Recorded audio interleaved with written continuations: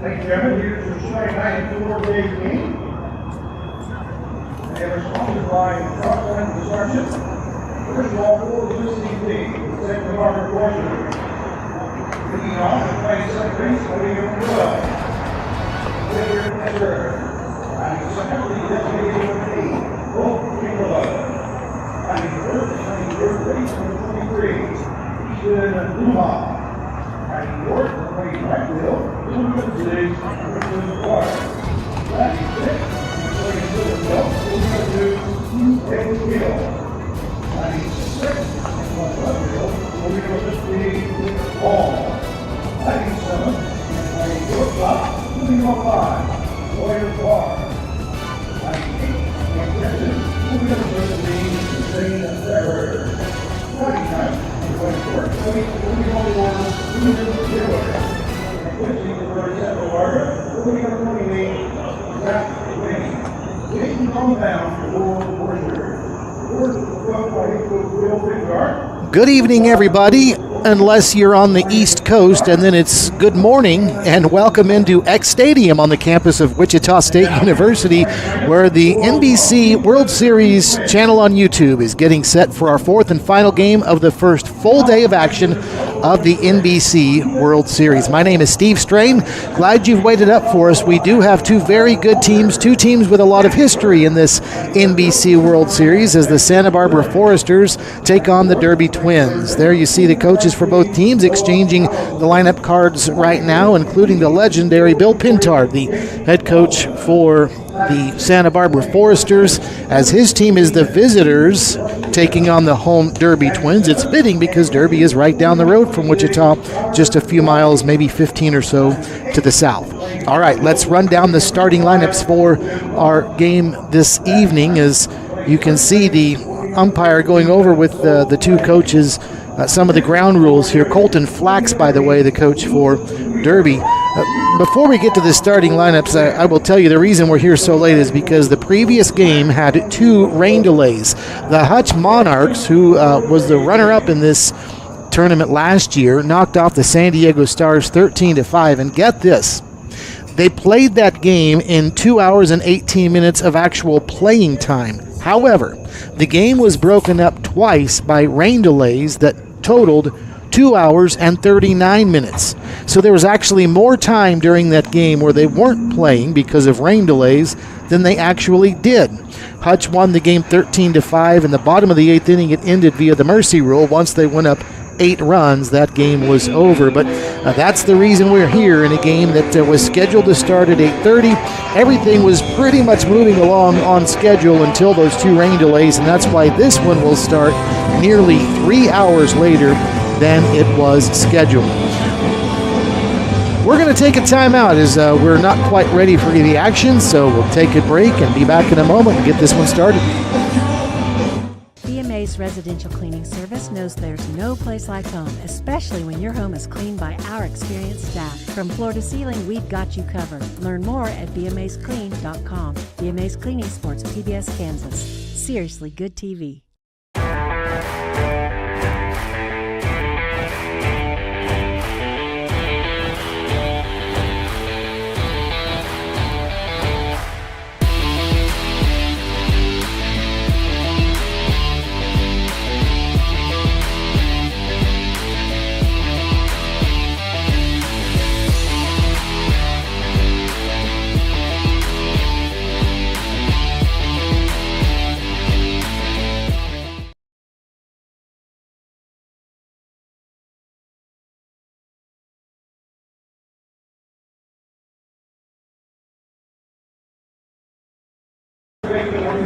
Welcome back to X Stadium. The Derby Twins, the home team, they've taken the field against Santa Barbara. Will get the first crack here in this final contest of the day. Here's the starting lineup for Santa Barbara. Xavier Esker will lead off. He's at second base and followed by designated hitter Cole Chamberlain. Easton Muma bats third. He's the third baseman. Brenton Clark hits cleanup, and he's in right field. Batting fifth, Terrence Keel. Keel is the center fielder. Mick Paul bats sixth. He's in left field. Batting seventh, Sawyer Farr. Farr is the shortstop. He'll be followed by catcher Zane Becker. Batting ninth is Caden Miller. Miller is the first baseman. And pitching is Zach James for the Foresters. He is a TCU product. And there you can see the starting lineups for each team, which are brought to you by Crossland Construction Company. So it's Lucas Weaver, a right-handed pitcher for the Derby Twins, that is going through some of his warm-up tosses, and he is a guy that has been pitching here locally in the Kansas area collegiately at Cowley College. And so he will certainly have his hands full here tonight, because when you look at this Santa Barbara lineup, it is a lineup loaded with Division I talent. Not just Division I talent, but a lot of guys playing at Power 5 schools. Arkansas, Texas, Auburn, littered throughout this this Santa Barbara lineup. I almost said UCSB. That's the university there, of course. But no, this Santa Barbara Foresters lineup is just loaded with Division I talent. So it'll be a step up in competition compared to what Weaver is used to, and we'll see how the right-hander handles it here this evening. Well, we shouldn't have any issues with rain, according to the forecast. The skies are now clear after 2 rain delays caused us to be just about 3 hours late. It's 75 degrees right now with virtually no wind as we are ready to start this one as Xavier Esker steps in from the right side of the plate at 11:24 Central Time, and the first offering from Weaver is swung on and missed as Esker is down in the count, 0-1. Derby is in gold jerseys. It says Twins in maroon letters across the chest, and white pants. Here's the pitch, and that one is just outside, 86 miles an hour to the right-handed hitting Esker, and the count is now even at 1-1 strike. Santa Barbara is in their blue jerseys with white numbers. It says Foresters in white capital letters across the jersey. White pants as well for Santa Barbara, and they've got blue helmets as the pitch is down low. And the count is now 2-1 strike to Xavier Esker, the starting second baseman for the Foresters of Santa Barbara. Here's the 2-1, swung on, and a bouncing ball out to short, and it's misplayed by Kyle Walker on an error, and it trickles on into left field. Well, that was a relatively routine ground ball out to Walker. That is clearly going to be an E6, as he just simply didn't get the glove down low enough. And you cannot afford to do that if you are the Derby Twins against, again, a team with so much offensive talent. You need to be very clean defensively, and the Derby Twins started off not being that. So a runner at first on the error, and now here's designated hitter Cole Chamberlain. And now a throw to first, and it's wide, and it trickles on into foul territory, and down to second goes Esker. He's not going to stop there. He rounds the bag at second, heads to third, and a head-first slide, and he's safe. And 2 errors for the Derby Twins already. There have been, maybe 4 pitches thrown in this game, 3 of them? And 2 errors already by the Twins. And that one was a costly 2-base error that puts Esker down at third. So Cole Chamberlain hasn't even seen a pitch yet himself, and already a runner 90 feet away in Xavier Esker, thanks to a couple of errors. First pitch to Chamberlain, swung on, and a ground ball out to short. This one is fielded cleanly, but it'll get the run home. Colt Dudding is the second baseman for Derby. An easy toss to first for a 4-3 putout, but an RBI for Chamberlain nonetheless. Esker scores from third, and Santa Barbara has taken the lead already. It's 1-0 Foresters. So an unearned run gets Santa Barbara on the board. And now here's Easton Muma, the third baseman. He's a big left-handed hitter, and the first pitch from Weaver is down inside, and that one nearly hit Muma on the legs. So Muma with that back left foot nearly out of the back end of the batter's box. Boy, he is really deep. The 1-0, and that one misses high, and the count is now 2-0 strikes. And already you start to wonder if Lucas Weaver's rattled a little bit by the 2 errors. A run's already in, and he's down on the count 2-0. The pitch to Muma, swung on and chopped foul over toward the first base side. The first base dugout occupied by the home Derby Twins. Santa Barbara over on the third base side. In this, the beautiful home of the Wichita State Shockers. So much tradition here at this stadium with that program, and A lot of the kids, not just the local ones, but those who follow college baseball and the history of it know what kind of park this is. Here's the pitch. It's taken. It's inside corner for a strike, and that'll even the count now at 2 balls and 2 strikes. So Muma's got to protect the plate now. The 2-2 swung on and lined into right field, and that'll be a base hit. Tegan Muntz has got to play it on a hop. So there's the first base hit of the game for Santa Barbara. A 1-out single for Easton Muma. So he's at first base for Brenton Clark, the right fielder.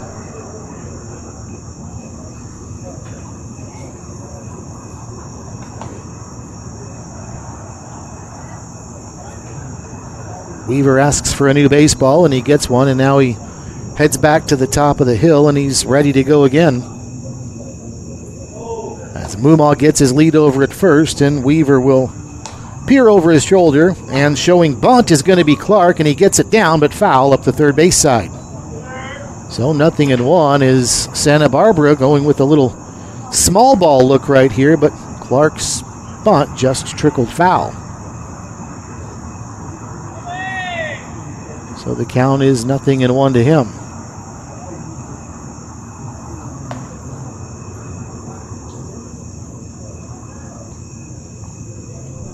Weaver will work from the stretch now with the runner at first base. And he'll look that way. Not a big lead for Muma over at first. And here's the pitch. Not showing bunt is Clark this time, and he takes high and away. And the count is now 1 ball and 1 strike. The crowd has thinned out quite a bit from what we saw at the 5:30 game, as you can imagine, after 2 long rain delays. Here's the pitch, down and in. And Clark's got to bail out, and the count is now 2 balls and a strike. 2 long rain delays. You do have a local team here, though, so you see a scattering of yellow and gold in the stands for those supporting the Derby Twins. Here's the pitch. Lifted into left field. Moving over to his left is going to be Jackson Siring, and he drops the ball. Oh, he dropped it. He had it in his glove and just didn't hang on. Now they will throw to second and get the force, though, as retired 7-4 is going to be the runner Muma going to second base. And I don't know if Siring lost that in the lights or what, but he got his glove on it and alertly still managed to pick the ball up and throw it to second. Of course, Muma could not go, anticipating that one was going to be caught. So he's retired 7-4 for the second out of the inning. And on at first base is Brenton Clark. So 2 outs now and a runner at first. And here's Terrence Keel. And Keel takes a strike. It's 0-1 to him. Terrence Keel, they call him TK. Texas A&M product, and the pitch. It's a strike. And he's quickly behind in the count, 0-2.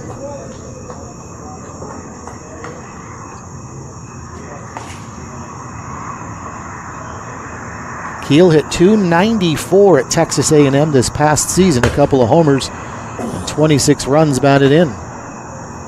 The pitch misses for a ball, and the count is now 1 ball and 2 strikes. Weaver works out of the stretch. There goes the runner, and the pitch swung on, and a bouncing ball through on the right side. That'll be a base hit. A rounding second and heading to third is going to be Clark, and he'll stop right there with a beautifully executed base hit to the opposite field by Terrence Keel.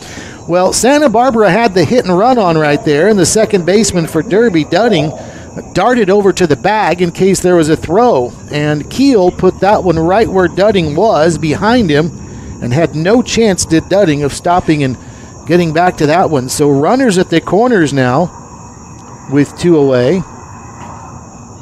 And that will bring Mick Paul up to the plate, the left fielder. Lucas Weaver desperately trying to escape out of this inning with just the 1 unearned run allowed. And the first pitch to Paul is down low for a ball, and it's 1 ball and no strikes.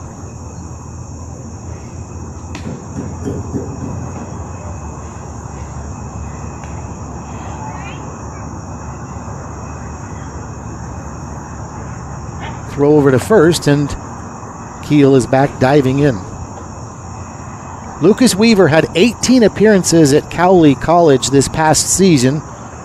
It's a junior college here in Kansas for those of you that aren't aware. He did not factor in a decision in just a little bit over 20 innings of work. Here's the pitch. It's high and away. There goes the runner. The throw to second is not in time. The ball trickles away, and now here comes home from third, Brenton Clark.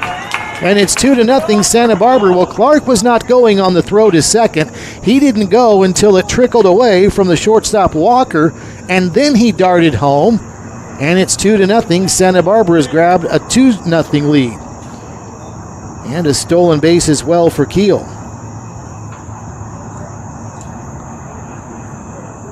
So another runner in scoring position now for the Foresters. As the count to Paul is 2 balls and no strikes. Here's the pitch. And that one catches the outside corner at the letters, and it's 2-1. Lucas Weaver's fastball is in the high 80s. That one at 87 miles an hour. He works from the stretch, checks back at second, nobody holding the runner on, and here comes the pitch home, and that one is high. And the count is now 3-1.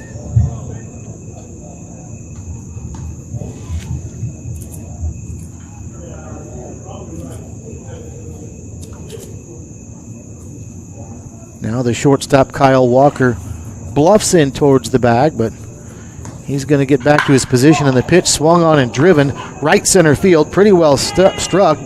Peanut Brazel is back at the wall. It bounces off the base of the wall. It's going to be a double for Paul, and in to score is going to be Terrence Kiel, and it's a 3-0 Santa Barbara lead. As boy, did Paul give that one a ride to one of the deepest parts of the ballpark. It banged off the wall right beside the 375 sign in right center field. So a long and loud double for Paul will score Terrence Kiel easily, and it's now 3-0 Santa Barbara with the lead. So already the 7th man to bat in the inning for Santa Barbara is Sawyer Farr, and he takes the first pitch for a strike, 0-1. Well, things just started sideways for Derby right out of the gate when Xavier Esker reached on an error by the shortstop, then advanced to third a very short while later on a throwing error on a pickoff attempt at first base. The pitch is down and in to Sawyer Farr. That'll even the count at 1 ball and 1 strike. 3 errors in the inning for Derby. Here's the pitch. And that was a fastball that just missed on the edge. And the count's now 2 balls and 1 strike. Sawyer Farr is a tall left-handed hitter. Left-handed hitting shortstop. Weaver stretches, nobody holding the runner on, and here comes the pitch. Swung on and fouled over on the left side. That's going to slice and get out of play. Boy, before that pitch, there was a big bolt of lightning seen over the left field fence. And they will stop the game if it's believed that there's lightning anywhere within 30 miles of the stadium. And that didn't look much farther than that if it was. Through the stretch goes Weaver. 2 balls and 2 strikes, and here's the pitch. Down and in. And that's run the count full now at 3-2. Zane Becker waits on deck. He would be the 8th man to bat in the inning for Santa Barbara. And I beg your pardon, the count is just 2-2. Runner at second, 2 away, 3 already in for Santa Barbara here in the inning. Top of the first, Foresters lead 3-0. Derby's not even had a crack at it yet. Here's the pitch. And that one is in tight for a ball 4. Another one at 87 as Weaver was working the inside part of the plate, but that one too far in, and he issues a 2-out walk. So indeed, Zane Becker does make his way to the plate as the 8th man to bat here in the inning. Runners at first and second, 2 outs. 3-0, Santa Barbara has the lead. Becker is the catcher, right-handed hitter. The first pitch, down and away for a ball.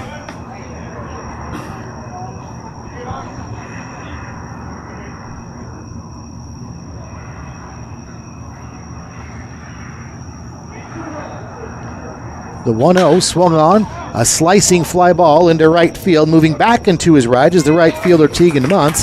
He's under it, he's got it, and the side retired, but not before Santa Barbara comes up with 3. They leave 2, and some costly errors, 3 of them in the inning by the Derby defense. After half an inning, Santa Barbara 3, Derby nothing at the 91st NBC World Series.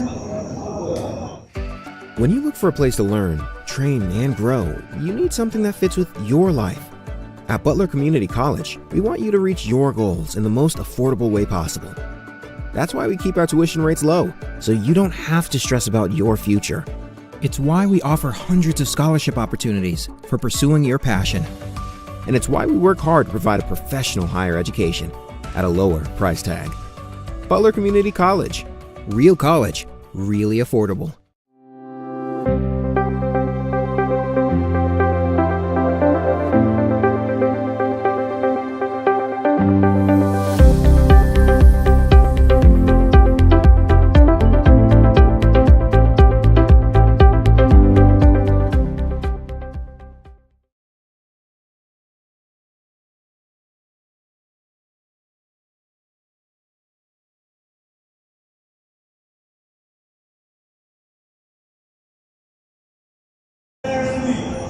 Well, the Derby Twins have spotted Santa Barbara 3 runs to get this one started, and so you're looking at a pitcher for Santa Barbara in Zach James that really has to like the start his offense has gotten him off to. 3-0 Santa Barbara with the lead as we get ready for the bottom of the first inning. Derby starting lineup looks like this. Peanut Braza will lead off. He's in center field. He'll be followed by Kyle Walker, the shortstop. Jackson Siring, a new addition to the Twins, bats third. He's in left field. Noah Allison hits fourth. He's at third base. He'll be followed by designated hitter Cade Sutherland. Batting sixth, Damian Garcia. He's at first base. Connor Robbie bats seventh, and he's behind the plate. Batting eighth, Tegan Muntz. Muntz is in right field, and Cole Dudding bats ninth.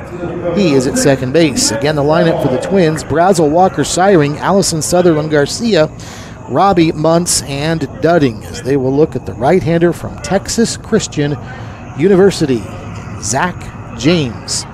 As another bright lightning bolt just flashed. This one off more toward the northeast over the center field wall, but a good ways away. As the first pitch from James to Brazel is high and tight for a ball. It's 1-0. Zach James made 5 starts as part of 10 appearances at Texas Christian this past season, totaling 20 innings of work. The pitch swung on in on the fists, and the bouncing ball out to short, fielded by Sawyer Farr. He'll throw to first in time for a 6-3 putout and 1 away. Let's set the defense for Santa Barbara. Caden Miller's at first base. Xavier Eskers at second. Sawyer Farr, who just made that play, is at short. Easton Mumma is at third. The outfield from left to right: Mick Paul, Cole Chamberlain, and Bretton Clark, with Zane Becker behind the dish, catching the balls and strikes of right-hander Zach James from Flower Mound, Texas, which is right in the heart of the Dallas-Fort Worth Metroplex. Here's the pitch from James to Walker. It's swung on and missed. Had an off-speed pitch, and the count is 0-1.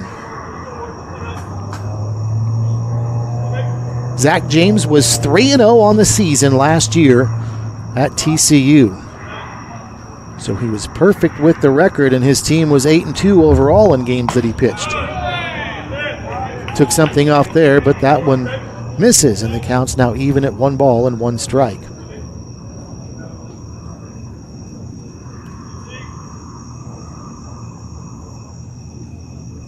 One and one, and the pitch.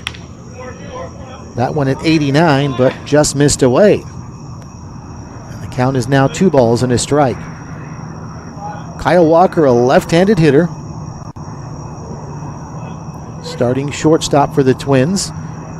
Here's the pitch. That looked like a change that was not close. And the count's now 3-1. Kyle Walker played collegiately at Barton Community College this past season. Hit 3 home runs and drove home 43 runs. He went 55 of 131 at the plate. A big swing and a miss there, though, and another one. That brings the count to 2 balls and 2 strikes.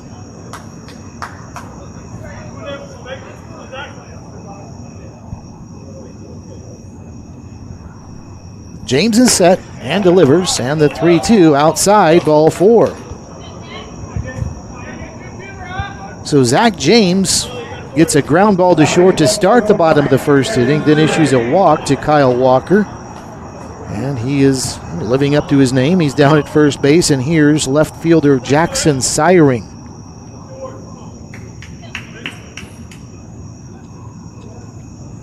Searing was a late addition to the Derby Twins, but he is here as he swings and lets go of the bat, and it flies into the net over on the third base side.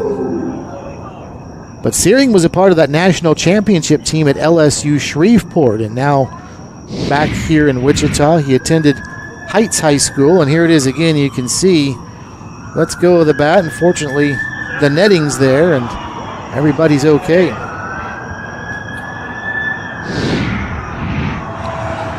Count is no balls and a strike, and the pitch, this one misses down and away. And the count is now 1 ball and 1 strike.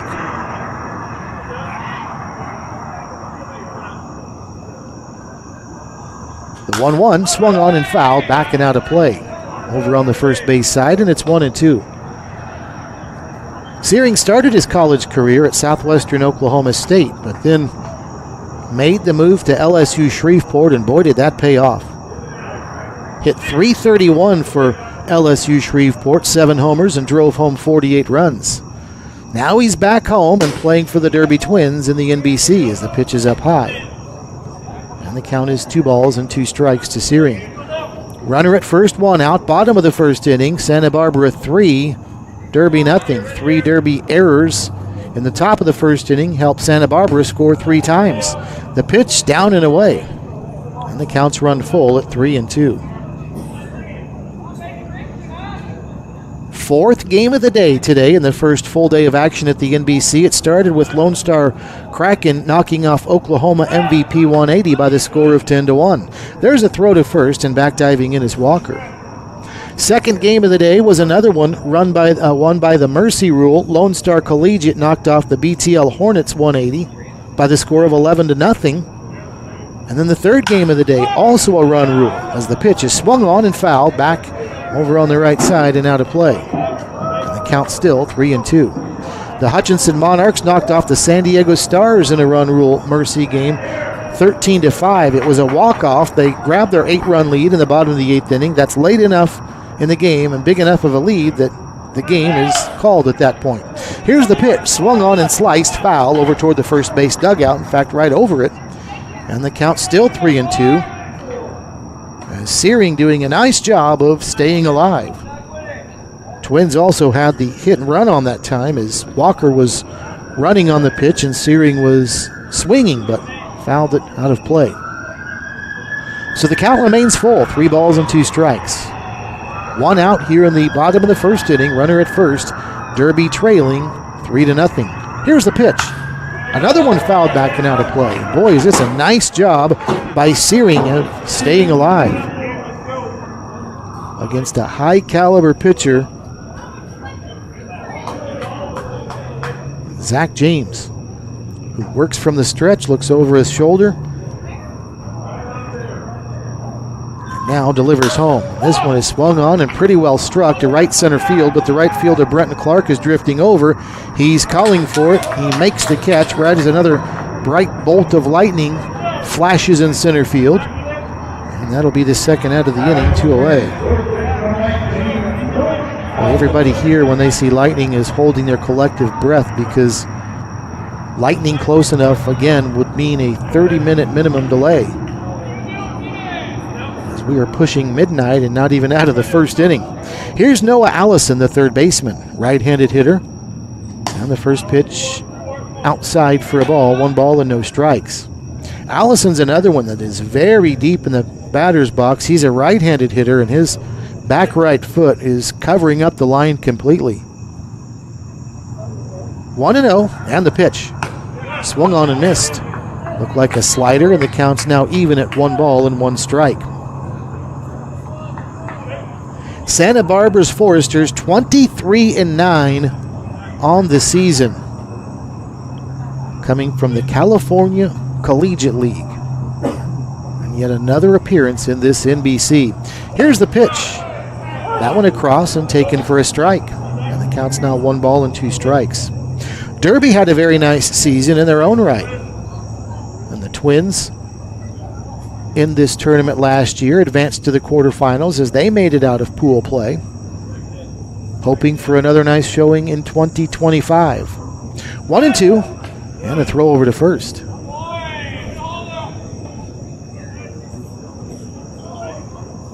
Derby won its pool last year to advance to elimination play, but they lost in the first round to the Kansas Cannons 9-8 for a 2-2 overall finish in the tournament. There goes the runner. The pitch swung on and missed. Strike 3, and down goes Allison. That is the first strikeout for Zach James. So the Twins get a 1-out walk, but that's all the damage for them in the bottom of the first inning. After 1, Santa Barbara 3, Derby nothing at the 91st NBC World Series. It's the summer sales event with the Ford crew. It's the summer sales event. Great time to buy. Nice weekend, Hank? Spectacular. Took the family camping, courtesy of Ford F-Series, the best-selling trucks for 48 years. Morgan? Baseball tournament. My Explorer fit the whole infield. How about you two? My bath. Get 0% APR financing with 0 down and 0 payments for up to 90 days on select Ford vehicles. Plus, get a complimentary maintenance plan for 24 months.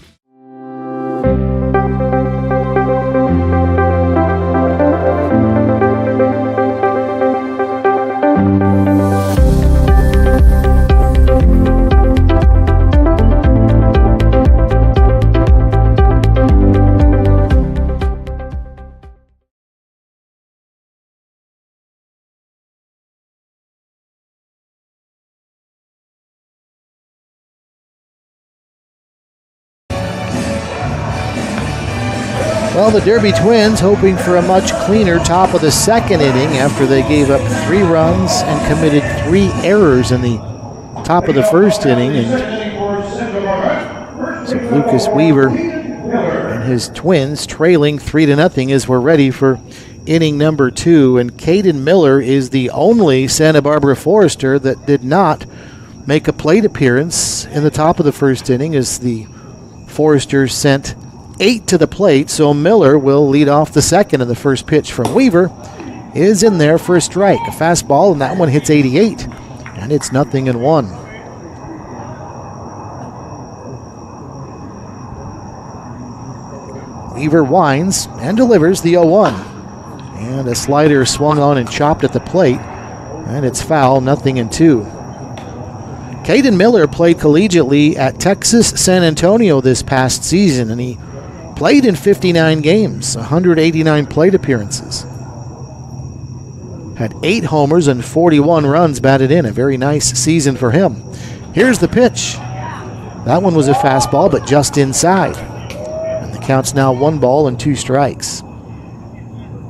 He was 53 for 189, was Miller on the year.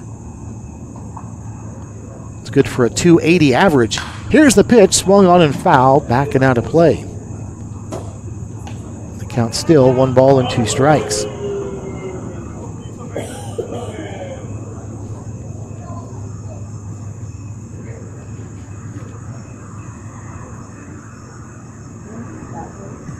Here's the 1-2, and that was a slider that only went about 58 feet, and Connor Rabe watch that one bounce in, and the count's now 2-2. We did not set the defense for Derby in the top of the first inning. Damian Garcia is at first base. Cole Dudding is at second. Kyle Walker's at short. Noah Allison is third.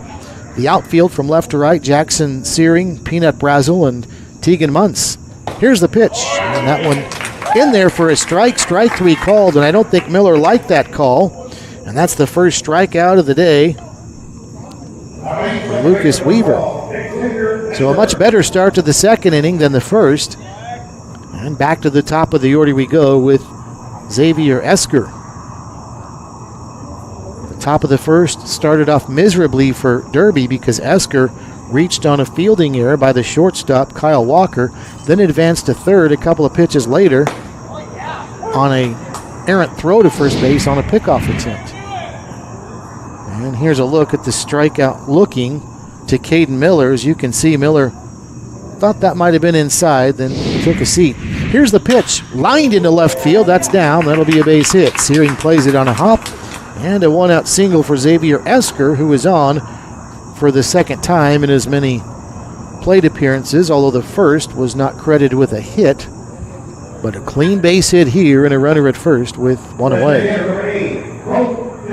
So that'll bring up Cole Chamberlain.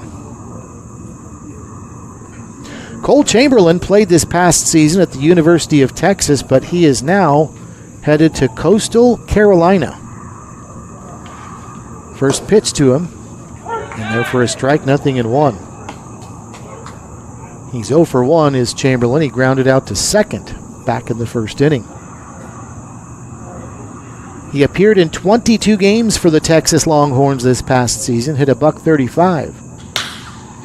Puts good wood on it here and sends this one the other way. Searing is going back toward the warning track, reaches up and makes the catch. I think that one continued to carry on Searing, who was casually drifting back at first, then had to rush back with a little more intensity, and he reaches up and makes the catch, and 2 away.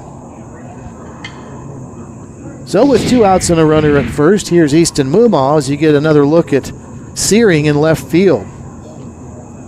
And nicely done.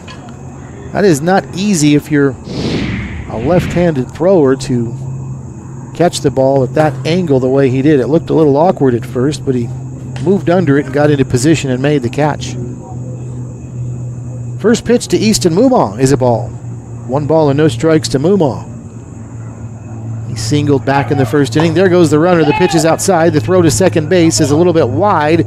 There's no tag, and that'll be a stolen base for Xavier Esker.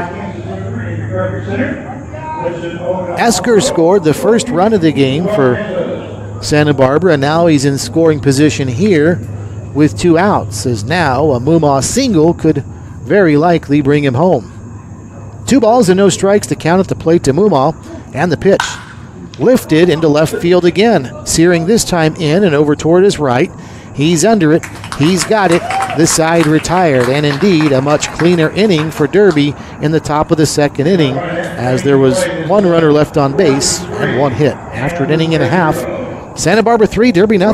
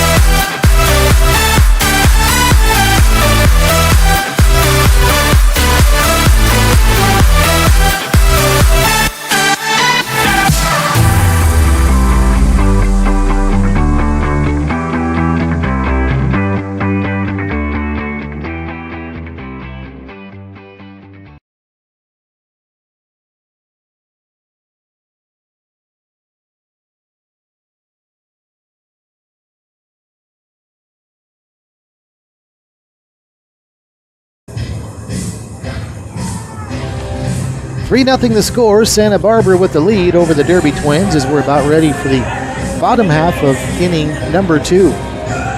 3 runs and 4 hits for Santa Barbara. No runs, no hits for the Derby Twins, but they do have a crooked number up on the line score, and it's not where you want it to be. It's in the error column where they have committed 3 so far. Here's Cade Sutherland to lead off the bottom of the second for the Twins, their designated hitter. So we'll look at Zach James, whose first offering out of the windup is swung on, and it's fouled at the plate, 0-1. Cade Sutherland will be attending Alma College. He is from Alma, Michigan. He pitched this past season, 41 2/3 innings at Alma. Swing and a miss there, and he's down in the count, 0-2. 40 strikeouts he delivered in 41 2/3 innings, but hitting DH for the Derby Twins here in this tournament on this night. And he tries to check his swing here, and he didn't. He went around. And so 3 pitches and a strikeout now for Zach James. And James has now struck out 2 in a row. As you'll see, Sutherland tried to check his swing, but I think he knew he was gone once the appeal took place, and down he goes. So here's Damian Garcia now, the first baseman up there from the right side of the plate. And the first pitch to Garcia, in there for a strike, 0-1. James took something off of that at 82 miles an hour.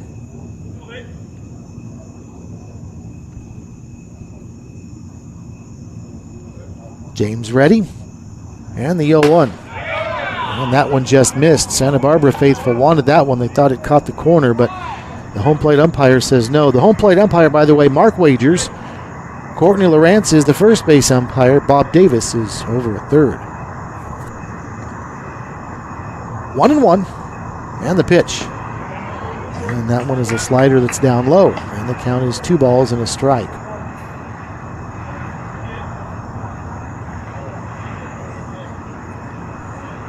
Zach James actually has a twin sister. Her name is Maddie.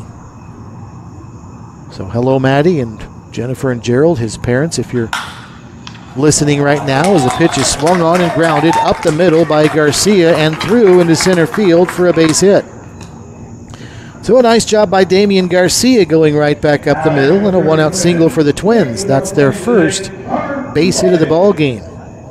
So Derby with a runner at first and 1 away for Connor Robbie. Robbie was another late addition to the Twins, just in time for the tournament, just like Jackson Searing, the left fielder. James works from the stretch, and the pitch to Robbie is in there for a strike. It's 0-1. Often happens in this NBC. Teams will pick up players for the tournament. Robbie is a newcomer to the Twins. 0-1. Through the stretch goes James, and he'll deliver. Took something off of that one, and it swung on and fouled into the bleachers over on the right side. And the count is 0 balls and 2 strikes. Well, it is midnight Central Time now. This game is just a little over 30 minutes old. We were scheduled to start it at 8:30 Central Time tonight, and 3.5 hours later, we are in inning number 2. There will be baseball here tomorrow night as well at this time, because tomorrow night on into Sunday morning, it'll be baseball around the clock here at the NBC for the second year in a row. The 0-2, and that one misses down and away, and it's 1 ball and 2 strikes. Baseball around the clock is where after the 8:30 game, they don't stop. They'll play another one when it's over, all the way through on into Sunday morning and afternoon. 1-2, and the pitch, a broken bat, bouncing ball over on the right side. Second baseman Esker slides to his left. He gets the ball, gets up and throws, but not in time. And an infield hit for Connor Robbie. Well, he broke the bat, and he put the ball in a good spot because Esker had a long way to go, ranging to his left, and Esker did a good job of sliding to his left and getting a glove on it and nearly throwing out Robbie, but it'll be a base hit, and that's back-to-back hits now for the Twins. Garcia stops at second, and down at first base is Connor Robbie. So the Twins will see what Tegan Muntz, the right fielder, can do. And the first pitch to him is well struck. Bouncing ball up the middle. That's through for a base hit. Stopping at third is Garcia. So everybody moves up 90 feet. Garcia to third. Down to second goes Robbie on a 1-out base hit for Tegan Muntz. So 3 base hits in a row for the Derby Twins, and all of a sudden they've got something cooking. The base is loaded with just 1 out here in the bottom of the second inning, with Derby trailing by 3. But a golden opportunity for the Twins to try to get some back now. The infield, in the meantime, for Santa Barbara will look for a double play. From the stretch is James. And the first pitch to Cole Dunning, is swung on and lifted. Foul territory over on the first base side. Sliding is the right fielder, Brenton Clark. And did he come up with it? He did. And then a runner tagging coming home. And he's safe on a sacrifice fly on a bang-bang play. Boy, a lot happening right there. First of all, an outstanding sliding catch in foul territory by Brenton Clark. It was in shallow right, but because Clark was sliding down to the turf, Garcia knew that he had a chance to score before Clark could get up and fire a throw home. But that almost didn't happen because Clark delivered a bullet right on the money. It was just a tad late. Sliding in safely was Garcia, and the score is now 3-1. The other runners hold. At second is Robbie. At first is Muntz. And now here's Peanut Brazel. And Brazel's first pitch is taken for a ball, 1-0.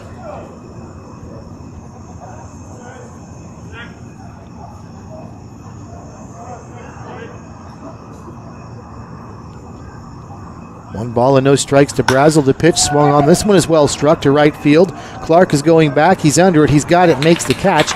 And that is the third out of the inning. But the Twins get one back on the sacrifice fly by Cole Dunning. And after two, Santa Barbara 3, Derby 1 at the 91st NBC World Series.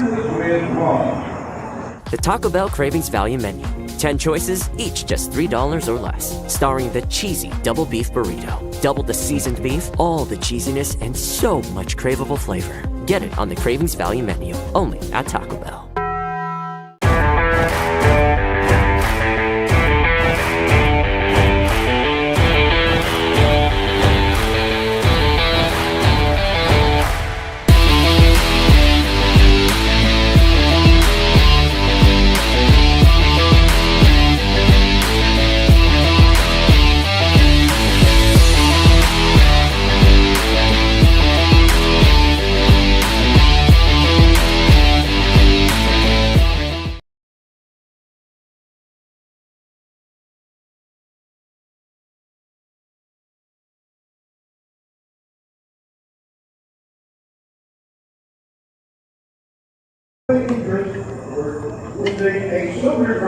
Three 3-1 our score as we head to inning number 3 on what is now Saturday morning in Wichita at the end of the first full day of this NBC World Series.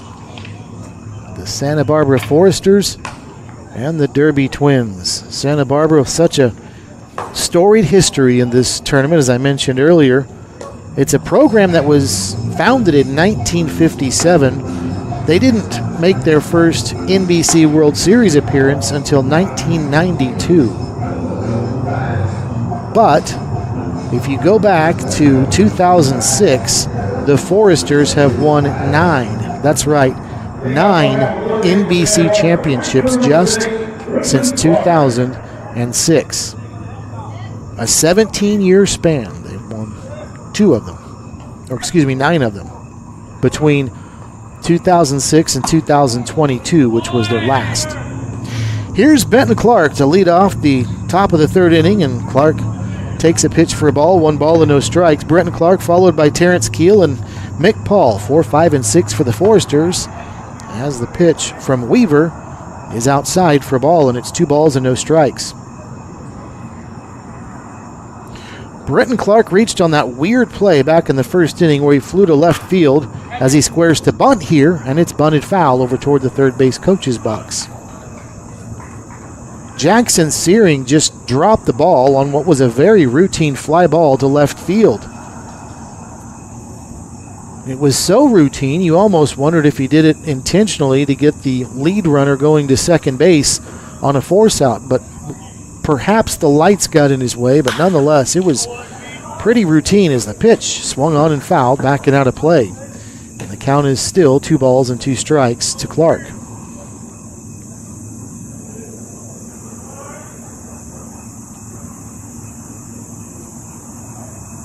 Two and 2, and the pitch. And that one just missed. It was close. Weaver really wanted it, but didn't get it from Mark Wagers, and the count's now full at 3 and 2. So Weaver winds and delivers the 3-2. Swung on and missed, strike 3, and down goes Clark. Well, that was a nice job of bouncing back by Weaver. He thought he had strike 3 on the previous pitch, but then gets Clark swinging for the first out of the inning. That's the second strikeout of the evening for Weaver. That's the first strikeout swinging, and one away for Terrence Keel. And here's another look. Right about letter high, and Clark unable to come up with it. Now the first pitch to Keel, swung on, bouncing ball to second, fielded by the second baseman Dudding, the throw to first, and the throw is going to be late. Just too much speed for Keel as he beats it out on the slow bouncing ball to second base. Well, Dudding had to charge in a long way, and he got there and got rid of it in a hurry, but it was just too slow of a bouncing ball, and Keel runs with too good a speed for Dudding to throw him out. So Keel is now 2 for 2 with a couple of base hits, both of them to the right side. And now here's Mick Paul, the left fielder. Paul banged a double off the wall in left center and right center his first time up, and he fouls one at the plate for a strike. It's 0-1 here. He picked up an RBI in the process of getting that double, so he's 1 for 1 with a double and a run batted in. Throw over to first, and Keel is back diving in. Terrence Keel, by the way, tied for team high honors for Santa Barbara in stolen bases with 10. Brenton Clark also with 10. Speaking of, there he goes. The pitch is a strike. The throw to second. They got him. What a throw by Robbie. As the speedy Keel is retired trying to steal second base. The putout goes 2-6. Boy, did Robbie deliver a bullet right there. Not only did he deliver a bullet, but it had to be on the money, and it was. And the shortstop Walker able to catch the ball and get the tag down pretty much all in one motion for a 2-6 putout in the second out of the inning. 0-2, the count to Paul, and he takes for a ball, 1 ball and 2 strikes.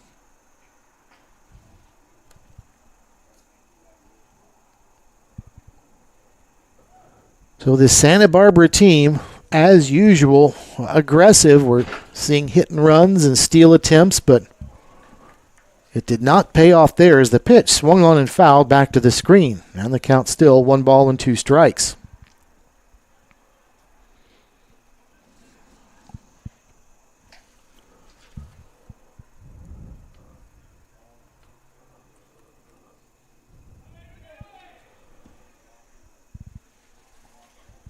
Luke Weaver checks in with Robbie for the signal. Nobody on, 2 outs. And here's the pitch. And that one down low. And that'll even the count now at 2 balls and 2 strikes.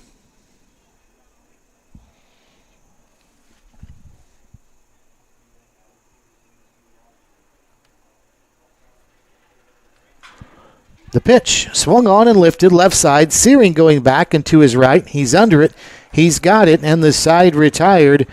So in spite of a 1-out base hit, Luke Weaver faces the minimum thanks to a caught stealing, and after 2.5, Santa Barbara 3, Derby 1 at the 91st NBC World Series. At Evergy, we're focused not just on what we power, but on who we power, right here in our community. We provide payment assistance to our neighbors who need it. Invest in organizations and people, creating opportunity for all to benefit. And volunteer our time around our hometown so that together we improve it. Because we're committed to spreading good energy throughout our community. Evergy, the utility company. BMA's residential cleaning service knows there's no place like home, especially when your home is cleaned by our experienced staff. From floor to ceiling, we've got you covered. Learn more at bmasclean.com. BMA's Cleaning Sports, PBS, Kansas. Seriously good TV.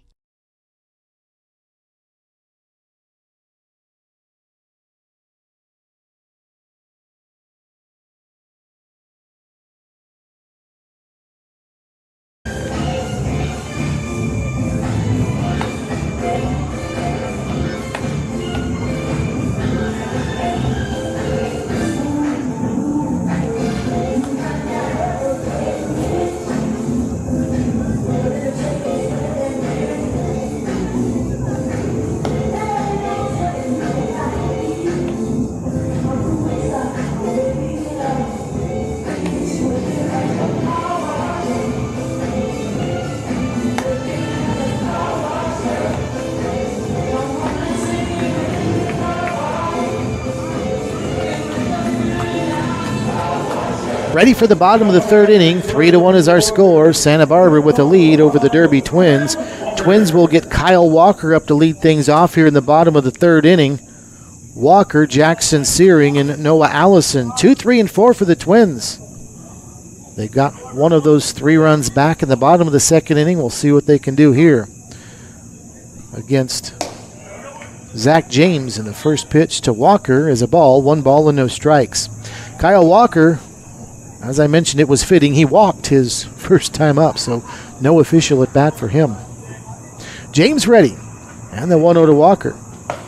He tried to check his swing, but he was all kinds of confused there and didn't check it up, and it's now 1 ball and 1 strike.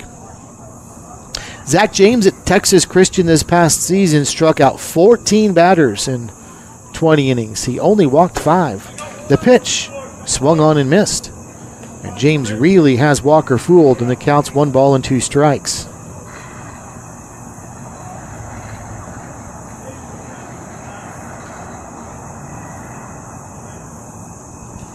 James checks in with Becker for the sign. And now here's the 1-2.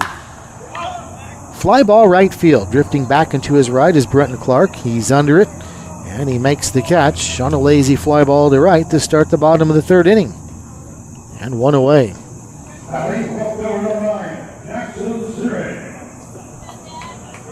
So that'll bring up Jackson Searing.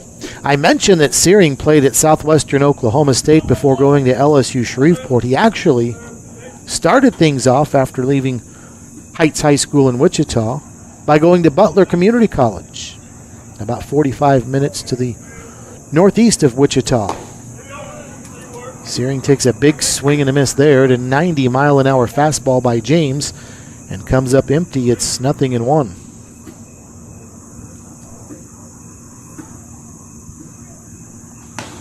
Here's the pitch, and that one misses a bit low, and the count's now even at 1 ball and 1 strike.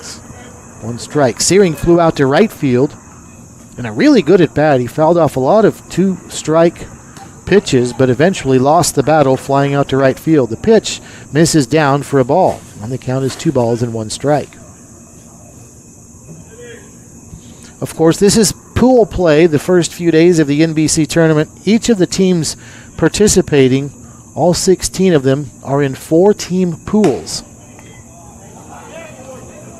The pitch is down and away for a ball, and the count is 3-1. Santa Barbara and Derby play in Pool C. And in order to advance to bracket play, which is single elimination, you have to win your pool. Here's the pitch.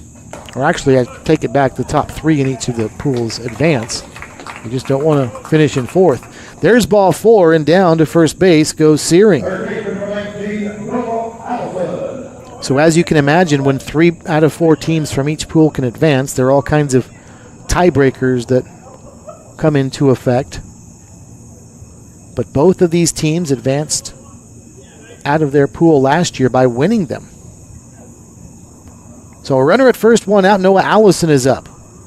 And the first pitch to Allison swung on, and a line drive up the middle. That's through for a base hit. Right over the bag at second, and Allison is on for the first time tonight. So stopping at second base is Searing. And that'll be a 1-out base hit, as this one goes right back up the chute.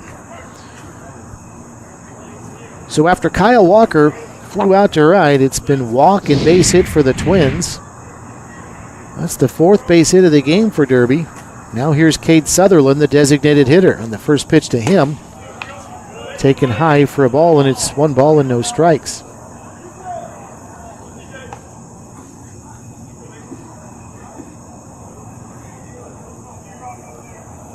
TPA Texas and Junction City, the Brigade, get things started at noon tomorrow. There will be games again all the way through Sunday afternoon on into the evening. The pitch swung on and a high fly ball, foul territory behind the plate. Becker is off with the mask, but this one is into the seats.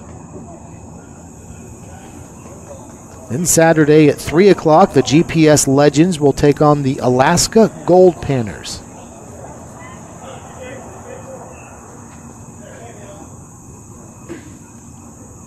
Then there will be games Saturday at 6 o'clock, 9 o'clock. And then they get on for a while the rest of the day. The pitch. And that one is a ball, 1 ball and 1 strike.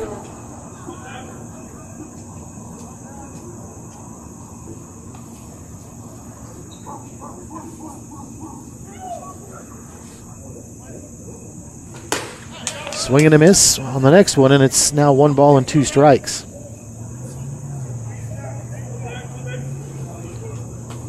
Tomorrow night, technically Sunday morning at 12 midnight, the BTL Hornets and the Santa Barbara Foresters will be doing battle. Here's the pitch.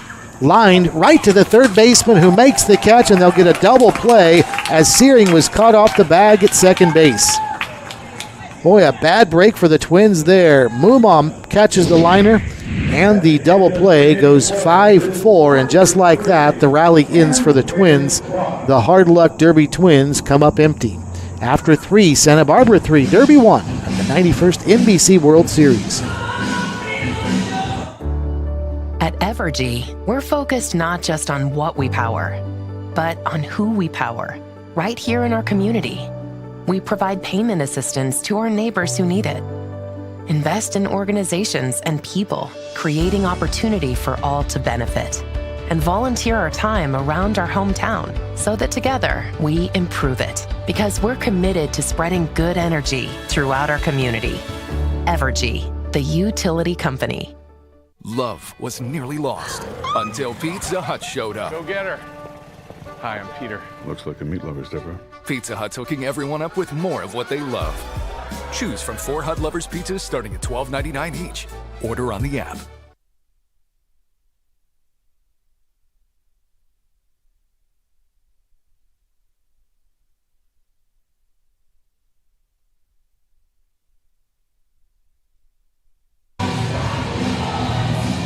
On to the 4th inning now, a 3-1 game. The Santa Barbara Foresters have the lead, and it's 3 runs and 5 hits for the Foresters. They have yet to commit an error. For Derby, a run and 4 hits, and all 3 Twin errors committed in the first inning. They were costly. That's when Santa Barbara has done all of their damage. Now as we head to the 4th, the bottom 3 in the order for Santa Barbara, 2 up. Sawyer Farr, Zane Becker, and Caden Miller. 7, 8, and 9 as the Foresters look to add to their 3-1 lead. So Sawyer Farr, the shortstop, will step in first. He's another Texas A&M product, as the Foresters have a few of those, and the first pitch to him is lined down the left side. This one is slicing. Searing is over, and he makes the catch. Oh, a nice running catch by Jackson Searing out in left field on one slicing away from him, but he tracked it down near the line. 1 pitch, 1 away here in the top of the 4th inning.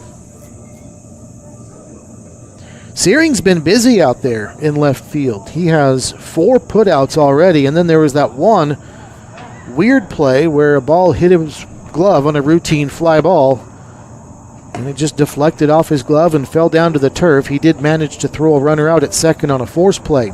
First pitch to Zane Becker misses for a ball, and it's 1 ball and no strikes. Now the 1-0. That one is outside, and it's 2-0. But that's now 2 putouts in a row for Searing on fly balls to left field. He also caught fly balls and back-to-back batters in the second inning. 2-0. And the pitch lined up the middle. That's down for a base hit. Well, Zane Becker goes right back up to shoot. He's got his first base hit of the ball game. That's the 6th hit of the game already for Santa Barbara. We're just in the 4th inning. So with 1 out, a runner at first for Caden Miller, the first baseman.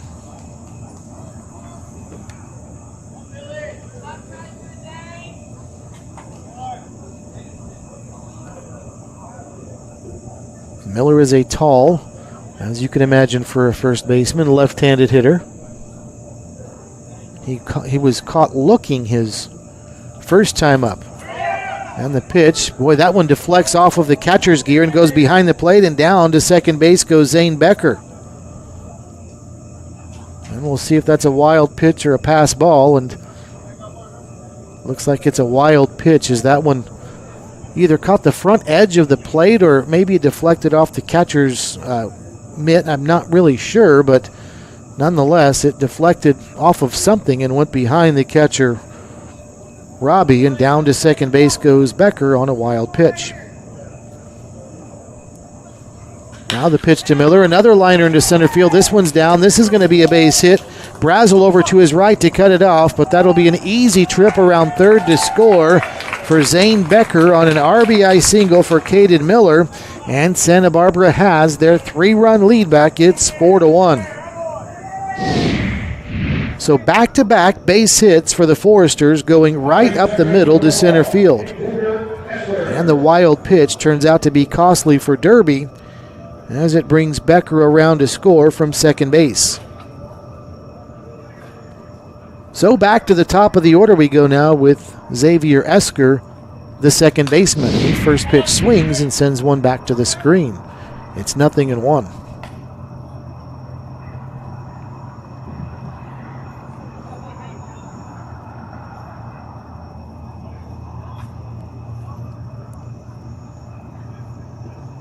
For Caden Miller, that was his 9th run batted into the season. Here's the pitch. There he goes, down to second. The pitch is a strike. The throw is low. It bounces in, and safe at second base with a stolen base is Caden Miller. So Miller, the number 9 hitter in the order for Santa Barbara, very productive here in the 4th inning. An RBI single, and now he has stolen second base. And just like that, another runner in scoring position for Santa Barbara. Here's the pitch, and that one misses for a ball, and the count's now 1 ball and 2 strikes.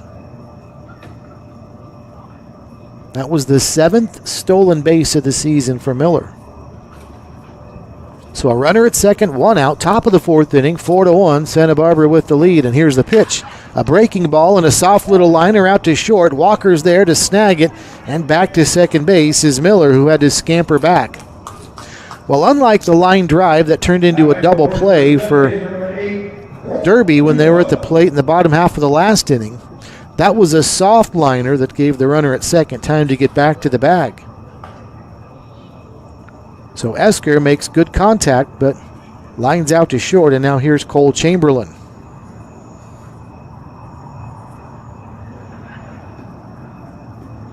Chamberlain is 0 for 2, and he first pitch swings here and lines one that hooks just foul down the right field line. Just a shade out in front of that one. Too far, as that one was a couple of feet outside the line down the right field side. Courtney Lawrence, the first base umpire, was all over it and made the call, so it's 0-1 now to Chamberlain. Here's the 0-1, that one outside, and the count's 1 ball and 1 strike. Chamberlain grounded out to second his first time up, but it got a run home from third as Xavier Esker was gifted third base. He was gifted really first, second, and third, all by errors. Here's the pitch, and that one is outside again. Esker led off the game by grounding to short, but the ball was mishandled by shortstop Kyle Walker, and then on a pickoff attempt to first base, that throw was wild, and Esker was at third base just a few pitches into the game. And then Chamberlain, who's up now, grounded to second, and Esker came home. The pitch swung on and lifted into center field. Drifting in and to his right is Brazel. He's under it. He's got it. And the side retired. So Santa Barbara scores 1, but they leave 1 in scoring position. And after 3.5, Foresters 4, Derby 1 at the 91st NBC World Series. BMA's residential cleaning service knows there's no place like home, especially when your home is cleaned by our experienced staff. From floor to ceiling, we've got you covered. Learn more at bmasclean.com. BMA's Cleaning Sports, PBS, Kansas. Seriously good TV.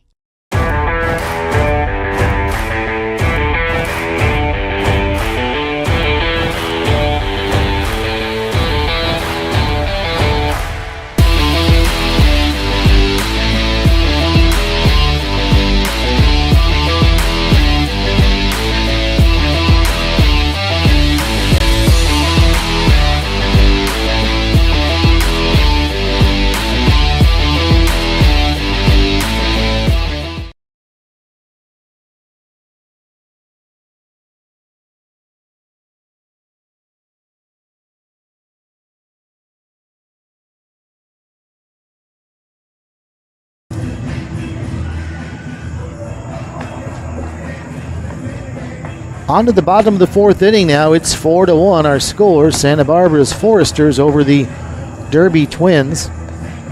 Santa Barbara has now managed to pick up 7 hits on the evening, in addition to the 3 Derby errors that happened in the first inning. So the Foresters have scored 4 runs, but they've had base runners all throughout the night pretty much, as they've grabbed a 3-run lead. The other 3 games today all ended via the mercy rule. Lone Star Kraken knocked off Oklahoma MVP 180 by 9, 10-1. Lone Star Collegiate shut out the BTL Hornets 180, 11-0. And then in the game before this that had 2 long rain delays, the Hutch Monarchs 13, the San Diego Stars 5. So in terms of games ending by the mercy rule today, all 3 of them have. We'll find out if the same thing happens here as we move on in through Saturday morning. Here's Damian Garcia, first pitch swinging, bounces one to second. Esker to his right, fields it nicely and throws to first in time for a 4-3 putout, and there's one away. Well, that's just what Zach James wanted to see. 1 pitch, 1 out here in the inning. And now that'll bring up Connor Robbie. Robbie singled his last time up. He was the second in a line of 3 consecutive singles in a row for the Twins back in the second inning when they scored their only run of the game. First pitch to Robbie is a fastball that just misses away. And James that time hit 93 miles an hour on the gun, but just a bit outside, and it's 1 ball and no strikes. The pitch to Robbie, and this one in tight, and it nearly hit him. Robbie got out of the way, and the count's now even at 1 ball and 1 strike.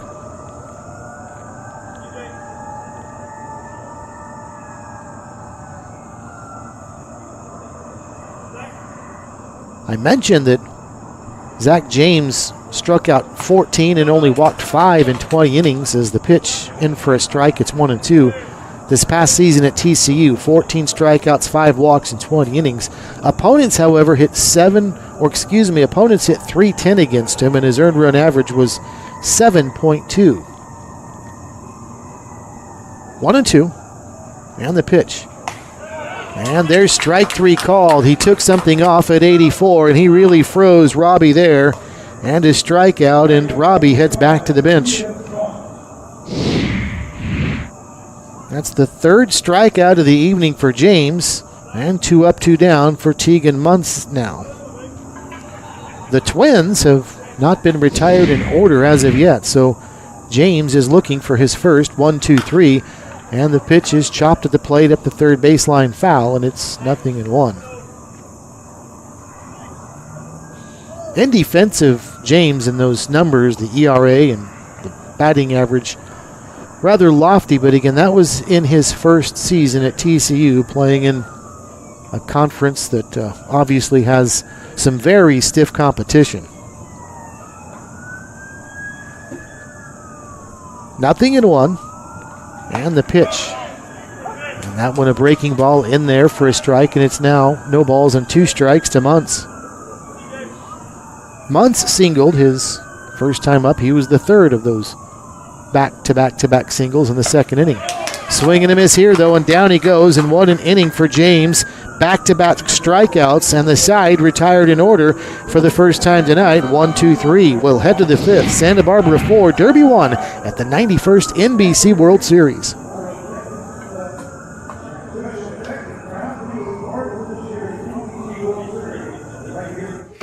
When you look for a place to learn, train, and grow, you need something that fits with your life. At Butler Community College, we want you to reach your goals in the most affordable way possible. That's why we keep our tuition rates low, so you don't have to stress about your future. It's why we offer hundreds of scholarship opportunities for pursuing your passion. And it's why we work hard to provide a professional higher education at a lower price tag. Butler Community College. Real college, really affordable.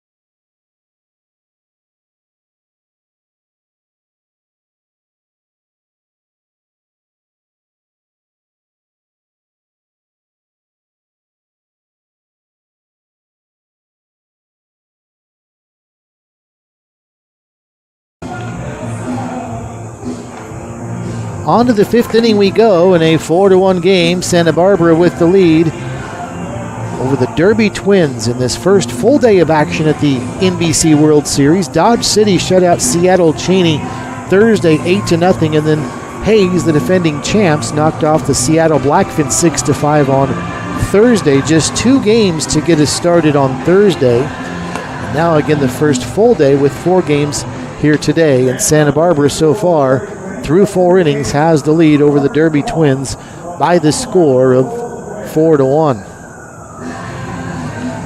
And the Twins are going with the new pitcher here in the 5th inning. Fortunately, we're trying to find a jersey number of 28 on the roster and not quite finding one.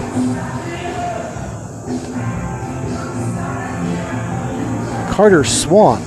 There it is, Carter Swan, the new pitcher for the Twins out of Castle Rock, Colorado, and Metro State, which is in Denver. So it's Swan on in the 5th inning, as really all things considered, Lucas Weaver has to feel pretty good about his performance, one would think, against the caliber of offense of this Santa Barbara team and the way this game started out. 3 errors in the first inning and 3 runs scored for Santa Barbara, but only 1 came across after that. He did scatter 7 base hits, but still, he kept his team in the game, and now it's on to Swan to start the 5th inning. Easton Mumau is the first batter that Swan will face, and Mumau takes for a ball, 1 ball and no strikes.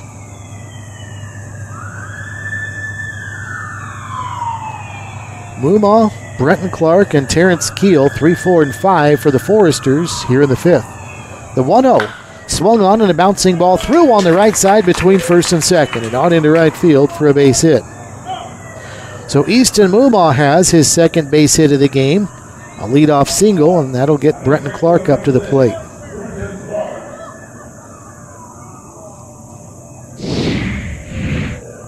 That's just the 2nd time today that Santa Barbara has gotten their leadoff batter aboard, the first by a base hit. The only other time the Foresters got their leadoff batter aboard was in the very first inning when Xavier Esker reached on an error. So here's Brenton Clark now, a big swing and a miss there, and the count's 0-1 to him.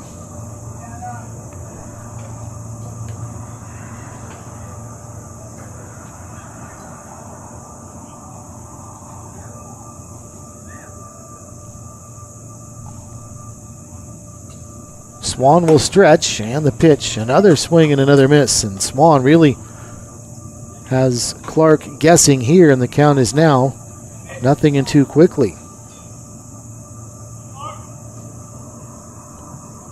Swan, a left-handed pitcher, looks over at first, a very short lead for Mumau, and the pitch high and tight for a ball.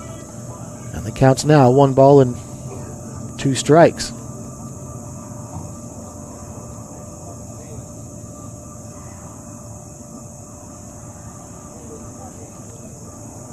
Another short lead from Mumau. Swan looks over at first, delivers home, and strike 3 is called, and boy did he freeze Clark, and Clark knew it, and he walks with his head down back to the dugout on the 3rd base side. Beautiful pitch by Swan, and that's the first out of the inning. So that'll bring up Terrence Keel. Keel has 2 base hits, both of them into right field. First pitch to him, in there for a strike, 0-1. It's kind of surprising because Cole Dudding, the 2nd baseman for Derby, is playing almost directly behind the bag. There is a huge gap between first and second, and that's right where Keel put both of his base hits already. Here's the 0-1. And he fouls this one back to the screen, and it's 0-2. But Dudding is on that edge of what is normally the dirt, but here at X Stadium, everything brown you see is actually artificial surface. So we don't want to say he's on the edge of the grass because it's all turf, but what would be grass is where he is, deep behind second base. The pitch is down low for a ball, and the count is 1 ball and 2 strikes to Terrence Keel, a Texas A&M product who they call TK. Right-handed hitter. but showing a nice bat to the opposite field. 1 ball and 2 strikes. He's got to shorten up here and protect the plate, and the pitch is fouled at the plate, and it's still 1-2.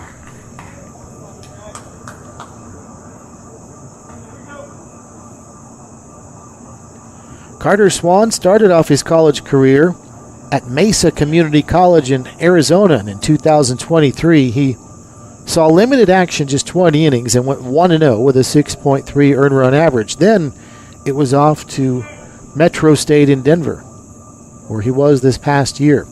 Here's the 1-2, and that one bounces in, and down to second base is going to go Moomaw on what likely will be a wild pitch, as that one was about 55 feet. It bounced well out in front of the plate, and an easy trip down to second base for Moomaw.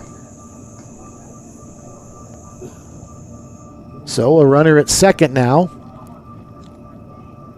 with 1 out in the inning. 4-1 our score. Santa Barbara with the lead, and once again the Foresters with a runner in scoring position, something they've had just about all night, it seems. The pitch swung on and driven into right field. Drifting in is Muntz. He's going to get there and make the catch, and holding at second base is going to be Easton Moomaw. So again, Keel goes the other way, this time into right field, though, in the air, and he's retired for the first time tonight on a fly ball to right, 2 away. And that'll get Mick Paul, the left fielder, up to the plate.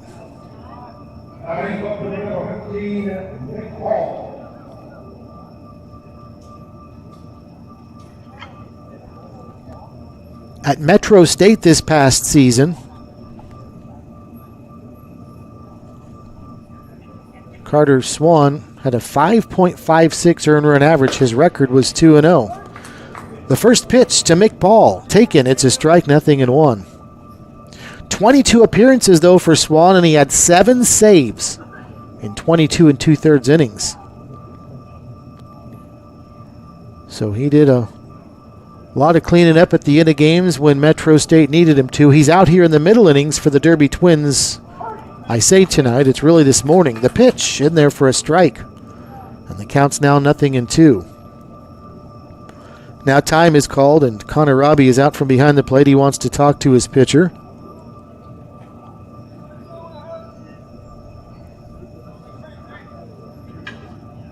Have not seen any flashes of lightning in a while. The game prior to this one was delayed twice by lightning delays / some rain. Got a little bit or a lot of both. For that game, Hutchison and the San Diego Stars, we've seen lightning off in the distance here tonight, but none close enough to delay this game, and clear skies now. Here's the 0-2 pitch, swung on and missed, strike 3, and down goes Mick Paul. So, after a leadoff base hit, Swan able to retire the next 3 batters in a row. And after 4.5, it's Santa Barbara 4, Derby 1 at the 91st NBC World Series.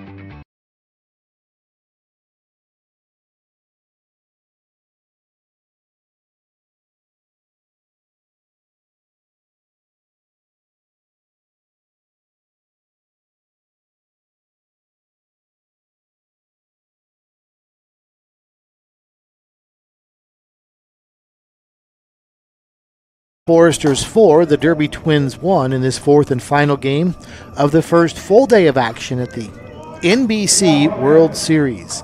They'll be playing baseball again, this time tomorrow morning, Sunday morning, because the NBC for the second year in a row has brought back baseball around the clock.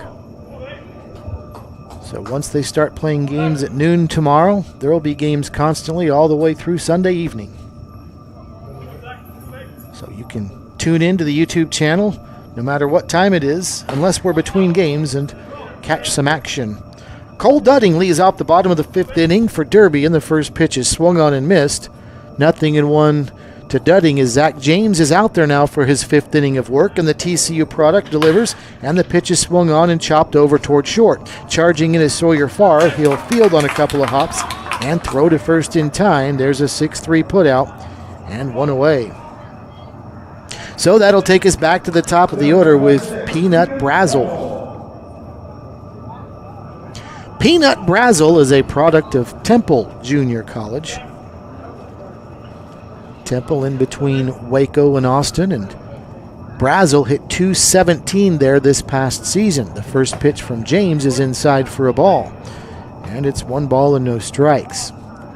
2 homers and 23 runs batted in this past season for Brazel at Temple College. 1 ball and no strikes, and the pitch is a breaking ball swung on and lifted a high fly ball into left field. Camping under it is McPaul. He's there. He's got it. 2 away. Boy, did Brazel get under that one. If he had straightened that out, that one might have had home run distance, but it was simply too high. So 2 outs now, 2 quick outs, and here's Kyle Walker. Well, Zach James may be getting better as this game is going on. That is 6 in a row retired by James. First pitch now to Kyle Walker, in there for a strike, 0-1. The Twins went down in order for the first time today in the last inning, and now they're on the verge of it happening again. Here's the 0-1. That one down low, and the count's even at 1 ball and 1 strike. Kyle Walker 0 for 1. He is flied out to right. He walked back in the first inning as well. This is his 3rd overall plate appearance, but his 2nd official.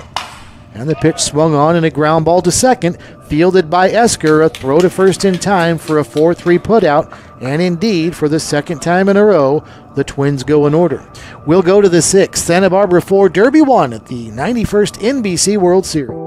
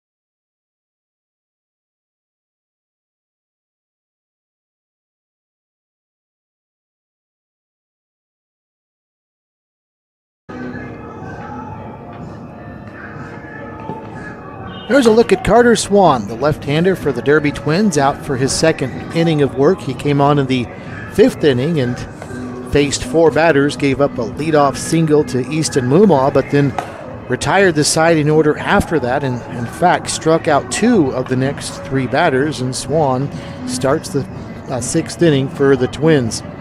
He'll face the bottom 3 in the lineup for Santa Barbara: Sawyer Farr, Zane Becker, and Caden Miller.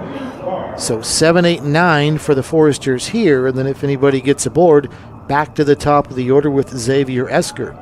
So Sawyer Farr steps in. He is a Texas A&M product who played his freshman season for the Aggies this past year. And the first pitch from Swan to Farr is bunted, and it's bunted foul over the backstop behind the plate. And out of play, 0-1. So far, trying to surprise the Twins there, and we'll see if he's squaring again. Far, a $176 at Texas A&M this past season. No homers and 4 runs batted in.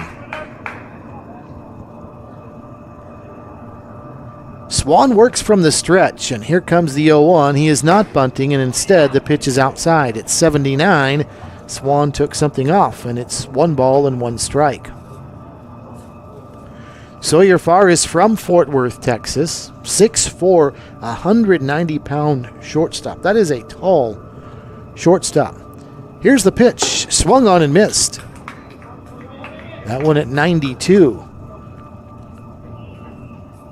So Swan brought some heat there, and the count's now 1 ball and 2 strikes. Santa Barbara has doubled up Derby in the hit column, 8-4. They've outscored them by 3 in the run column, 4-1. Here's the pitch, high and away, and the count's now even at 2 balls and 2 strikes.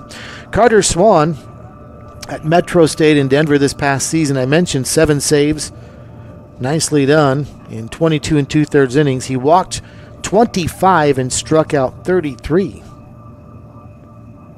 in 22 2/3 innings again. Here's the pitch. Swung on and missed, strike 3, and boy did Swan deliver one there at 92 that Farr simply could not catch up to. And that is 3 strikeouts for Swan in the last 4 batters faced. The first batter he faced in the 5th inning was Easton Mumaw, who reached on a single. But since then, Swan has retired 4 in a row, and 3 of them strikeouts, in the last 2 strikeouts swinging. Here's Zane Becker. First pitch to Becker. And that one was a changeup at 77 that misses and then dribbles away from the catcher Connor Robbie for a ball. 1 ball and no strikes.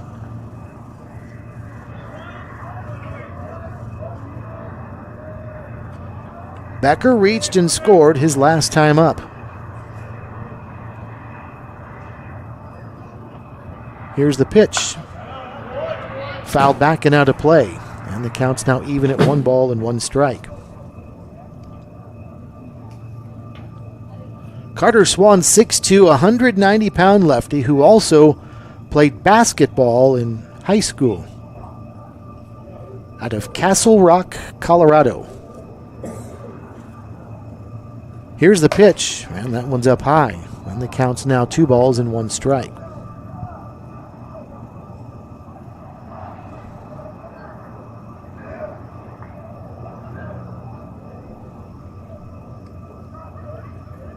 Here's the stretch and the pitch. That one misses outside.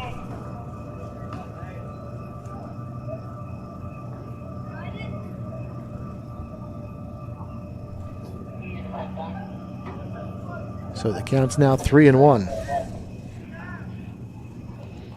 Here's the pitch. He tried to check his swing, and he did not. And the count's now full at 3-2.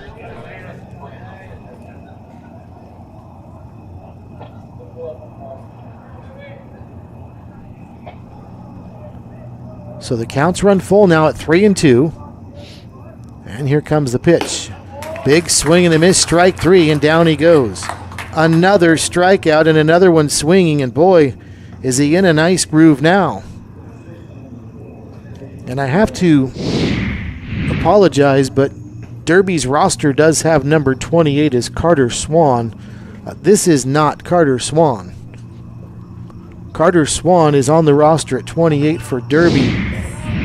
But Carter Swan is a right-handed pitcher who goes to Metro State, and this is obviously not a right-handed pitcher. So the Twins did not get the numerical roster updated right before the end, before we started tonight. But nonetheless, this young man is dealing right now, whoever he is, for the Derby Twins.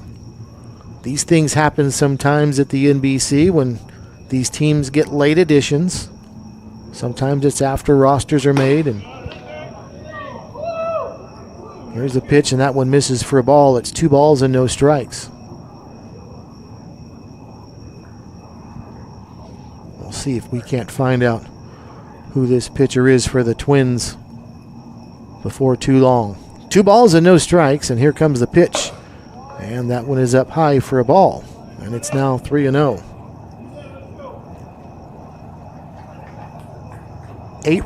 4 runs and 8 hits for Santa Barbara, a run and 4 hits for the Derby Twins. Where would this game be had it not been for those 3 Derby errors in the first inning, when 3 runs scored for Santa Barbara? The 3-0 pitch, there is a strike right down Main Street, and the count's now 3 balls and a strike.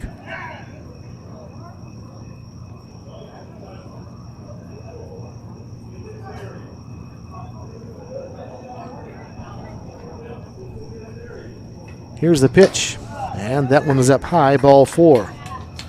So a 2-out walk, and that is costly for Derby because that's going to send the top of the order up with Xavier Esker. That's the number 9 hitter in the order that just got walked by the Derby Twins. So Xavier Esker steps up now, and Esker has been busy tonight. He's reached base twice. In the 4th inning, he flew out. That's the first time he didn't reach base. And here comes the first pitch to Esker. Swung on and fouled back to the screen, 0-1.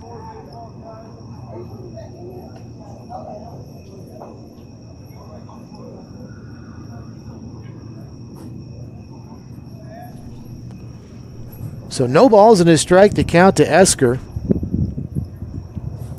And Ethan Brown is actually the pitcher for Derby, we have found out. So, again, I apologize, but it's Ethan Brown, the lefty, who is dealing for the Twins. And the count's now even, 1 ball and 1 strike to Xavier Esker, the second baseman for the Foresters of Santa Barbara. Runner at first, 2 away, 4-1 Santa Barbara with the lead, top of the 6th inning. And the pitch inside for a ball. Ethan Brown is from Chandler, Arizona, and attending Seattle University.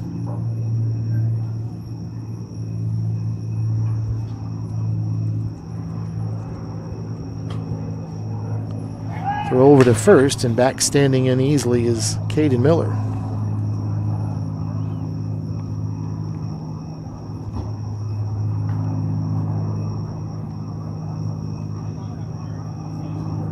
So all that information I gave you about Carter Swan is all for naught. It's Ethan Brown who delivers, and this one swung on and fouled back to the screen by Esker, as Santa Barbara again aggressively on the base paths had a hit and run going, but Esker fouls it back to the screen. 2 balls and 2 strikes. Ethan Brown had been attending Seattle University.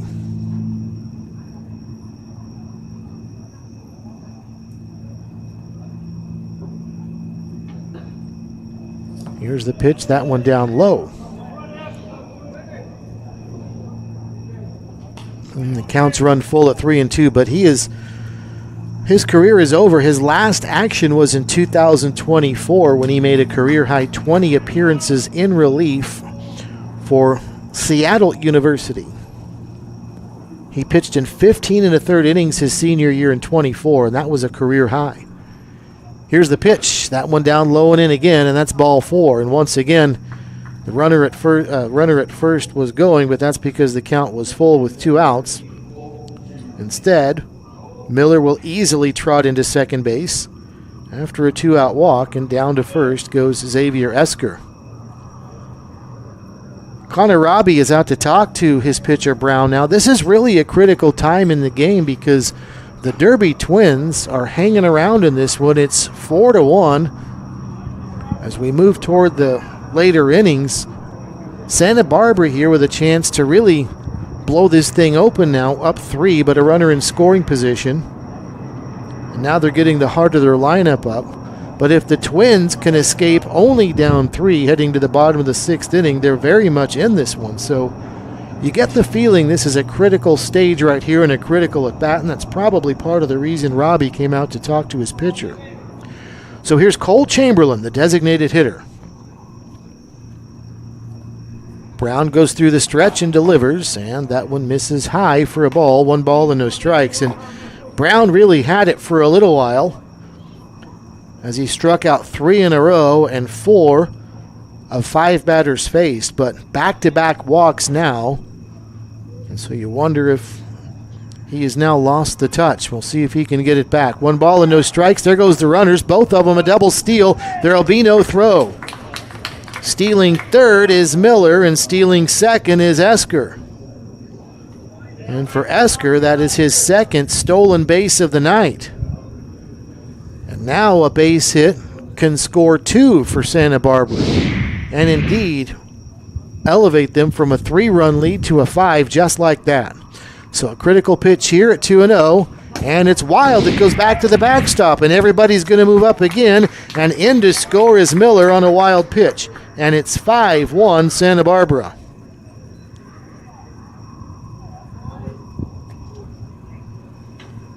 Boy, Santa Barbara just continues to score runs and advance runners in this game thanks to Derby miscues. Granted, the Twins have only scored 1 run, and they've only managed 4 hits, but 3 errors by the Twins in the first inning. A wild pitch there allows a runner to score. And now another runner down at third. Here's the 3-0, and that one's up high, ball 4, and a 4-pitch walk to Cole Chamberlain.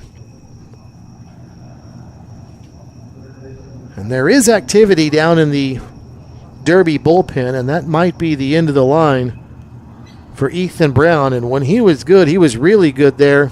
A couple batters in for a stretch of several, but then all of a sudden he is issued now back-to-back walks.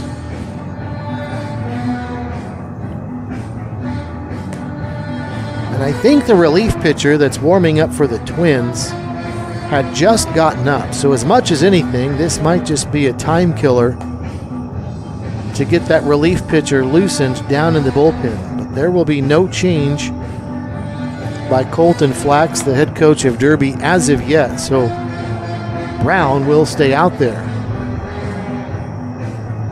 But he's got a very dangerous Easton Mumau he's got to face here. Runners at the corners, 2 away, top of the 6th inning. Santa Barbara has scratched 1 across, and they're looking for more, leading by the score of 5-1. Easton Mumau with a couple of base hits on the day. And a throw over to first base, and back standing up is Cole Chamberlain. And now they've called a balk. So they've called a balk, and everybody is going to get to move up, including the runner at third, Esker, who will score. So down to second base goes Chamberlain, and in to score is Esker, as maybe it was that hesitation right there that was the reason for the balk. Kind of a deceptive move that looked like he was coming home. He paused and then threw over to first base. Sometimes balks can be very subtle, but nonetheless, that one was costly for sure for Derby, as it's 6-1. There goes the runner now heading down to third, and another stolen base for Santa Barbara, as Chamberlain has stolen third. Boy, this Santa Barbara team just continues to stay aggressive on the base paths. And now they've got another runner 90 feet away. Here comes the pitch, swung on and fouled back to the screen, and the count's now 1 ball and 1 strike to Easton Mumau.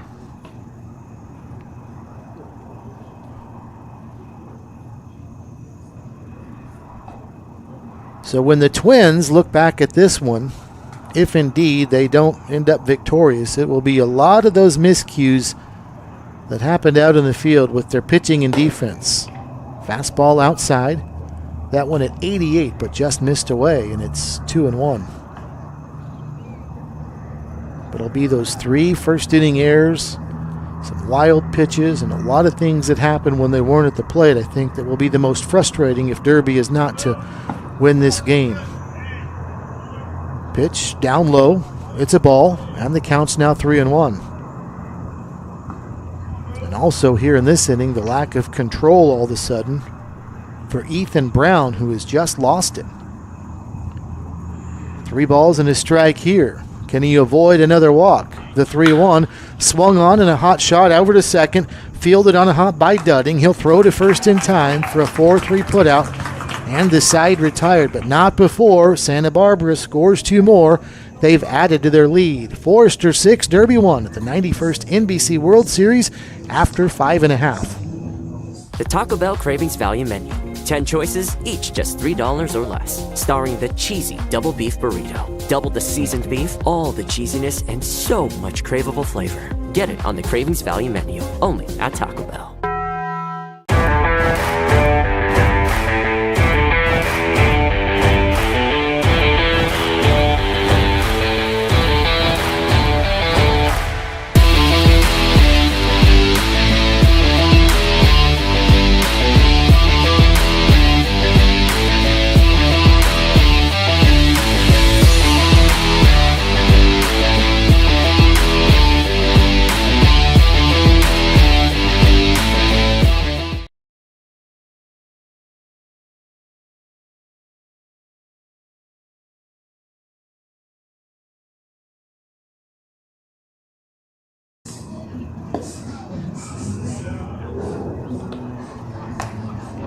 On to the bottom of the 6th inning now we go, with the Derby Twins trailing the Santa Barbara Foresters by the score of 6-1 as the Twins trying to fight their way back into this one, but it's been tough sledding tonight against Zach James, who is out there for another inning of work for Santa Barbara. And boy, give him credit, because when you're playing 3 games about every other day, you really want to try and preserve your bullpen as much as you can for the latter part of pool play or on into single elimination play for sure. So for James to be out there still in the 6th inning is really going to set the tone well for this staff of Santa Barbara, who has not had to go to the bullpen yet. Here's Jackson Searing to lead off for the Twins. Bottom of the 6th inning, the first pitch is taken down and away for a ball. And it's 1 ball and no strikes. Searing, Noah Allison, and Cade Sutherland, 3, 4, and 5 for the Twins, trying to overcome a 5-run deficit. And the pitch is taken at the knees on the outside edge, a strike, and it's 1 ball and 1 strike. Searing walked his last time up. And the pitch. Fastball, James hit 90 that time, but that one just missed away to the right-handed hitter. It's 2 balls and a strike. There has not been any wind, hardly at all night long. That's kind of unusual for Wichita, as the pitch swung on and a bouncing ball out to short. Fielded by Farr, not cleanly, but he picks it up and throws to first in time still, after a little bit of a juggle for a 6-3 put-out, 1 away. However, for this time of day, it is pretty normal for it not to be windy, as we are at 1:07 Central Time.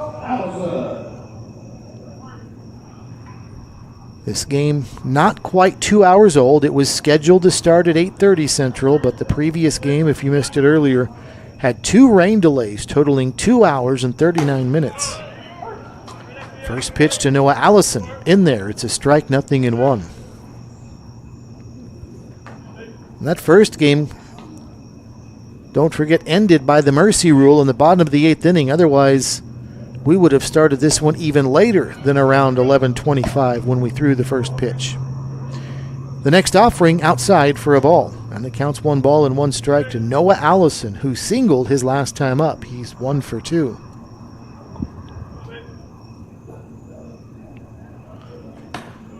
Here's the pitch. Boy, did he take something off, and Allison took a big rip at that one and went down to his right knee in the right-handed batter's box. He uncorked a big swing right there, looking to put one out on 21st Street, but James took something off, and Allison came up empty. It's 1-2. Now here's the 1-2 pitch. Swung on and lifted into right field. Moving in to his right is the right fielder Clark, and he tracks it down. Boy, Santa Barbara had them scouted perfectly that time, because Allison went the other way into shallow right field, but that's about where Clark was playing. A short little sprint in, and Clark makes the catch for out number 2. So 2 away now for Cade Sutherland.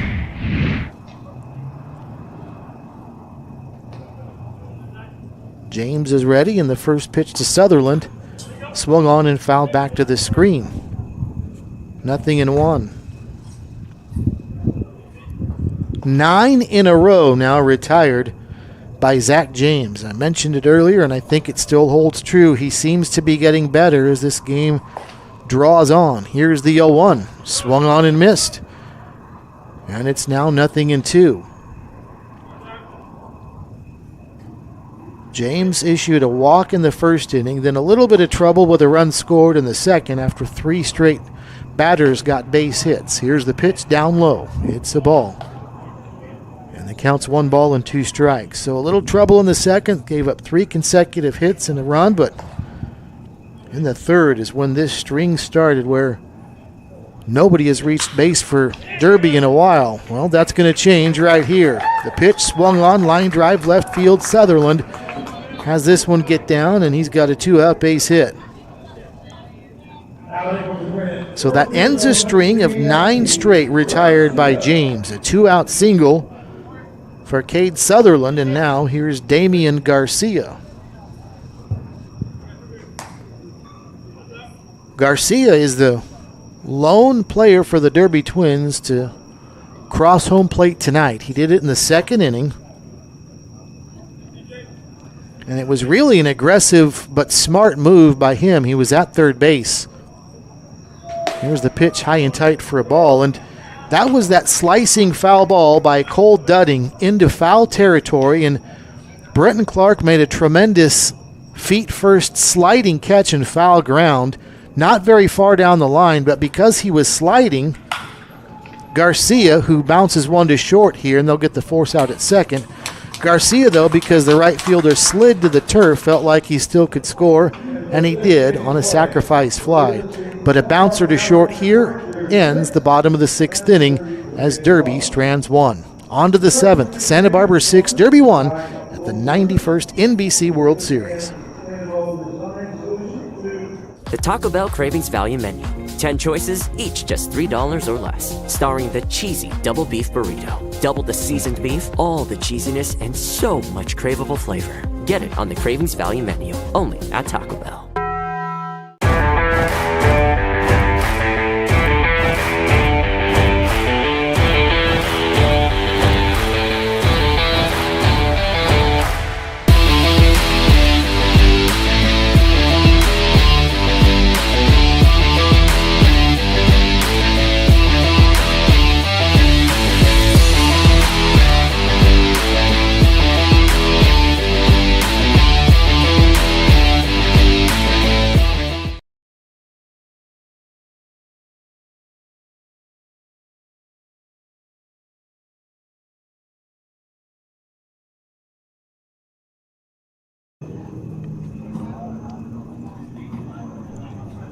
On to inning number 7 from X Stadium in Wichita as we wrap up the first full day of the 91st NBC World Series.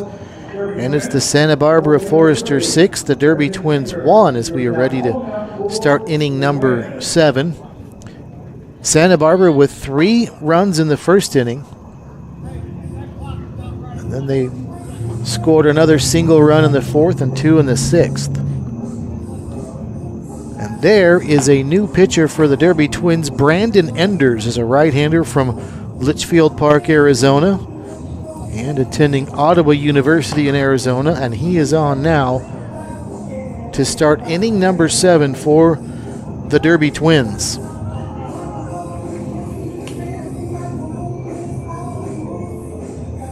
He is the 3rd pitcher used by the Twins this evening. Earlier today in pool play, Hutchison knocked off the San Diego Stars 13-5. Lone Star Collegiate shut out BTL Hornets 180-11-0. And the Oklahoma MVP 180 team was also defeated 10-1 by Lone Star Kraken. And so 3 games played today, all ended by the mercy rule. This one not there right now is Santa Barbara leads by 5.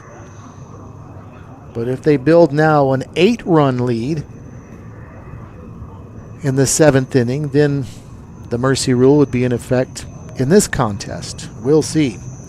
Brenton Clark to lead things off for Santa Barbara here. The the left-handed hitting right fielder, hitting out of the cleanup spot for Santa Barbara tonight. And the first pitch he sees, he sends into center field. Brazel is going back, tracks it down several feet in front of the warning track for the first out of the inning. So 1 pitch, 1 away. And now here's TK Terrence Keel. Brandon Innings is 6'3", 200 pounds.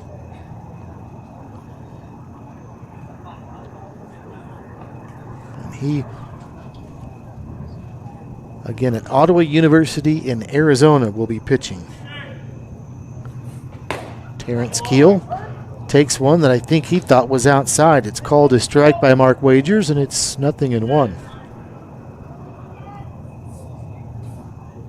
Keel has gone to the right side in all 3 plate appearances tonight as he takes outside for a ball. He had a single to right field back in the first inning, and then he had a infield hit towards second base a couple of innings later. Then he flied out to right field for the only out of the evening, his last time up. And he takes outside for a ball, and it's 2 balls and 1 strike.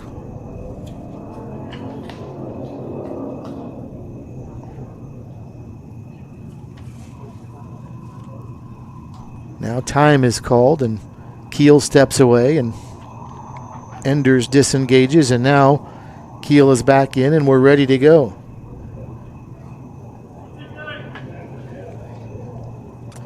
Enders works from the stretch even with nobody on, and here comes the pitch, swung on and missed, and that's strike number 2 to Keel.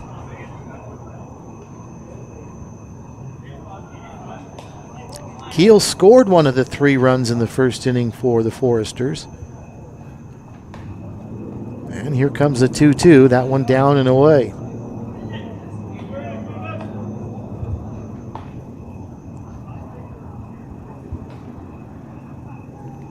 Keel scored on Mick Paul's RBI single. He also stole a base that inning, so he had a single, a stolen base, and scored a run in the first. He was busy right out of the gate. Here's the pitch now, 2-2 or 3-2, and he takes down low, ball 4. And we'll see if Keel has thoughts of stealing second here, as he just was issued a full count walk. So the Texas A&M product will head to first, and here's Mick Paul, the left fielder. When Paul drove home Keel back in the first inning, that was his only base hit of the night. He's 1 for 3 since then. He's flied out to left and struck out. Keel gets his lead. The right-hander Enders peeks over his shoulder, and here comes the pitch, and it's outside for a ball. 1 ball and no strikes.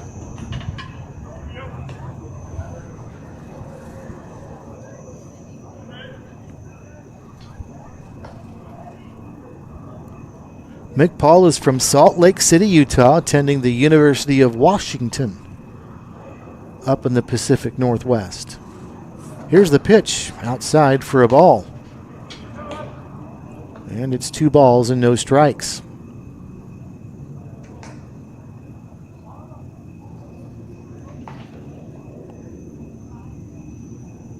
Still kind of strange not to think of the University of Washington being in the Pac-10 anymore. All of those schools, for that matter. Here's the pitch. That one catches the inside edge. And the count is now 2 balls and a strike.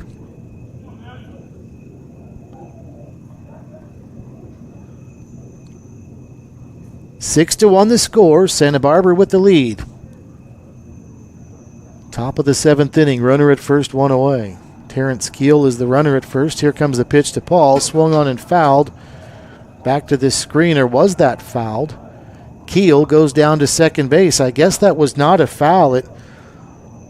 The ball went back to the backstop on a swing, but that must have been a swing and a miss that crossed up Robbie, because now he's out to talk to his pitcher. So Enders must have thrown something that Robbie wasn't ready for. There you see it again. And from that angle, if you're watching on YouTube, you can see that Robbie did indeed look a little bit crossed up on that pitch. Maybe not expecting the type of pitch, and that's why it went back to the backstop, and down to second base now goes Keel.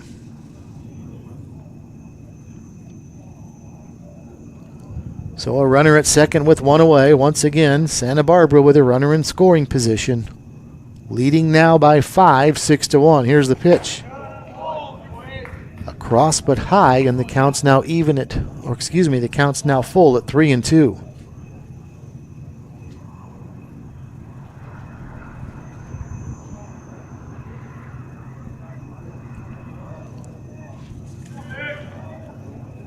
Enders a long look in at Robbie. Through the stretch, nobody holding the runner on the pitch. Swung on and a ground ball out to short.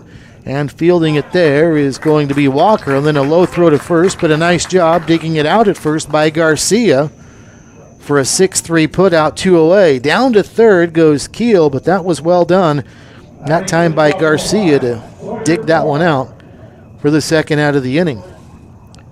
So that'll bring up Sawyer Farr, the shortstop.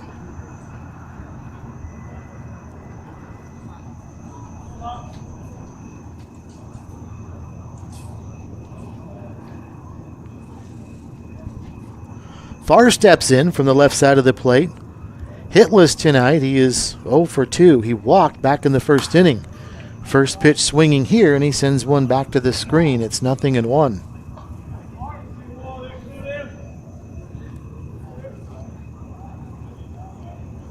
Santa Barbara finished 5th in this tournament last year. They won their pool, but then they lost in elimination play to the Hutch Monarchs by the score of 3-2. And this one comes inside and it hits him. Farr takes one for the team, and down to first base he goes after getting hit by a pitch. So he's on at first, and now Santa Barbara with runners at the corners here in the top of the 7th inning. So Zane Becker, the catcher, will step up now. Hutchinson was the runner-up in the tournament last year, so after they knocked out Santa Barbara, they made it to the championship game before bowing out to Hayes. So Zane Becker in, takes the first pitch for a strike. It's 0-1. But if you missed it earlier, this Santa Barbara team has won 9 NBC championships and did so in a span of 17 years. From 2006 to 2022, they've won those 9. Here's the pitch, swung on and a fly ball into shallow center field. It's actually the right fielder Muntz that comes on, and he can't get there. Boy, that was behind the bag at second, maybe about 50 feet, but it was the right fielder Muntz that came on. He gave way to Brazel, who I think was playing too deep, but Muntz couldn't haul it in. It hit his glove, too, so he actually got there in time, but it bounced off the heel of his glove, and both runners scored because they were running on contact. And so now it's 8-1. So on a fly ball to very shallow center field, not only did Keel easily score from third, but Farr came all the way around from first base and scored as well. And stopping at first is Becker. Here's Caden Miller. And actually, Santa Barbara is going to go with a pinch hitter. And there you can see it's 14. And that would be Caleb Hoover. So Hoover is the pinch hitter. And the pitch to Hoover misses outside. Hoover is a product of University of South Carolina. They ruled that last play, by the way, a base hit, which surprises me a little because it was difficult for Muntz, but he actually did get there, and the ball hit his glove. Hoover lines one into left. That's down. That'll be a base hit. So a nice job by Hoover, fresh off the bench, into the game, but delivers an opposite field base hit into left field. Stopping at second base is Becker. And now Santa Barbara will send their 7th man to the plate here in the inning. That's Xavier Esker, as they go back to the top of the order with runners at first and second and 2 away. Well, I mentioned that the mercy rule could come into effect if the Foresters end up ahead by 8 runs. Derby still gets to bat in the 7th inning, but Santa Barbara does have a chance to go up by 8 right here. A base hit would give them a 9-1 lead. The first pitch to Esker misses outside for a ball, 1-0.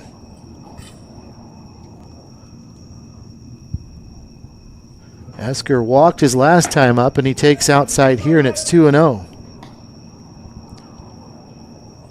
Nobody loosening up down in the Derby bullpen. So it is up to Brandon Enders right now. Runners at first and second, 2 away. Santa Barbara leading by 7, 8-1. Enders stretches and delivers to Esker, who lines one up the middle. That's through for a base hit. Rounding third and heading home is Becker. There'll be no throw, and it's 9-1. Santa Barbara has the lead. Stopping at second base is Hoover on the RBI single for Xavier Esker. He's had a very busy night tonight. That is his second base hit, but he's reached base 4 times. He's also walked and reached on an error.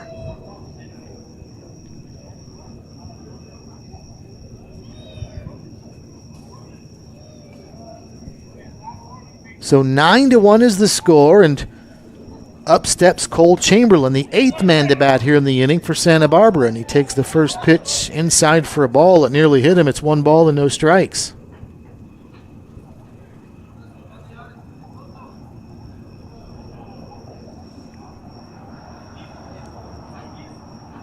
Santa Barbara with their second 3-run inning of the day. The very first inning they played at 3, and 3 in this inning as well.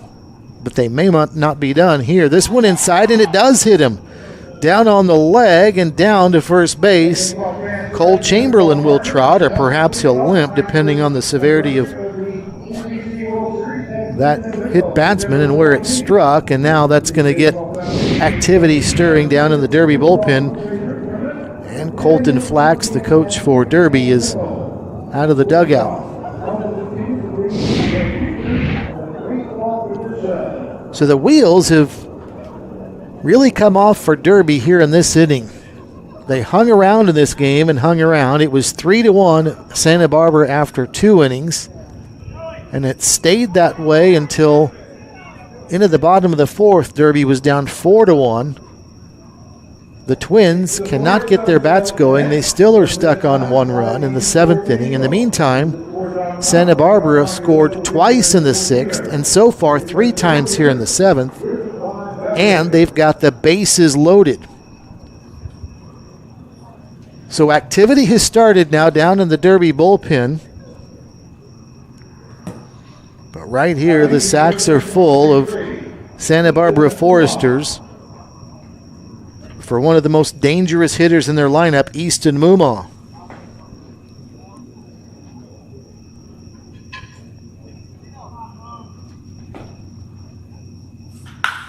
First pitch to Mumaw, swung on and driven into center field. That one's down. That'll be a base hit. Here comes 1 run to score. Here comes 2 to score on a 2 RBI single for Easton Mumaw, and it's 11-1 now. Santa Barbara with the lead. So Hoover scores from third, and scoring from second base is Xavier Esker. As now Santa Barbara is pouring it on after this game was tight, just a 3-run game early. But now Santa Barbara leads by 10, 11-1. And now the 10th man to bat in the inning is Benton Clark, and he's up there now and takes a strike, 0-1. And interestingly enough, Clark led off the inning by flying out to center field.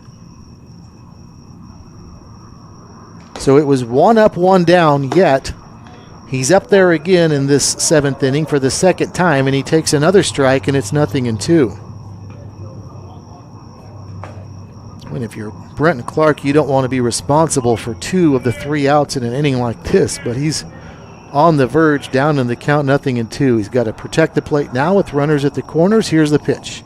He takes, and strike 3 is called, and down goes Clark looking. But a big one for Santa Barbara. They score 5, and they lead by 10. Stretch time at X Stadium. Santa Barbara 11, Derby 1 at the 91st NBC World Series. Love was nearly lost until Pizza Hut showed up. Go get her. Hi, I'm Peter. Looks like a meat lover's Deborah. Pizza Hut's hooking everyone up with more of what they love. Choose from 4 Hut Lovers pizzas starting at $12.99 each. Order on the app. When you look for a place to learn, train, and grow, you need something that fits with your life. At Butler Community College, we want you to reach your goals in the most affordable way possible. That's why we keep our tuition rates low, so you don't have to stress about your future. It's why we offer hundreds of scholarship opportunities for pursuing your passion. And it's why we work hard to provide a professional higher education at a lower price tag. Butler Community College. Real college, really affordable.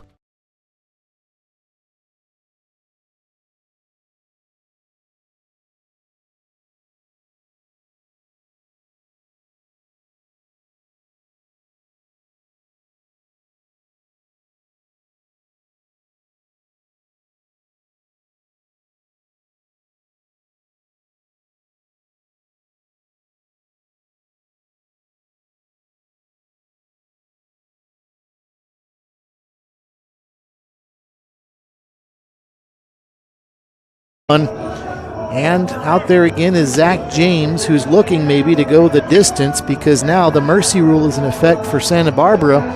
If they can keep this lead where it's at, James could really do a couple of things. Obviously get the win and go the distance, which pitchers always like to do, but also Santa Barbara has not had to go to their bullpen, which is something else you like to do early in this tournament. Save those arms for later on.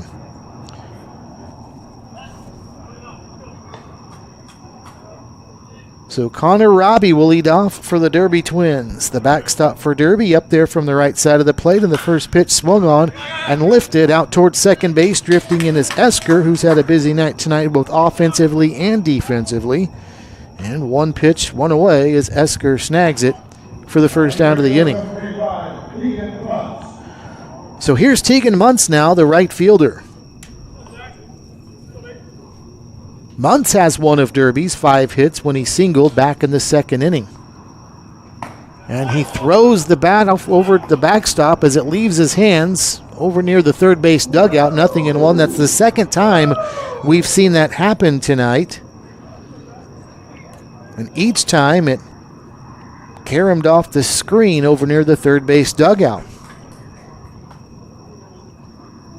I believe it was Jackson Searing who did it the other time, if memory serves. And if that's right, that's 2 Derby Twins that have done it here tonight. 0-1 the count. As James works from the windup, gets the signal from Becker, and here comes the 0-1 pitch. That one hit at 88, but just missed away. 1 ball and 1 strike. This game just over 2 hours old now. Here's the pitch. Swung on and missed, and it's 1-2. Santa Barbara will be playing again in the wee hours of Sunday morning as part of baseball around the clock. Here's the pitch, swung on and missed. Strike 3, and down he goes.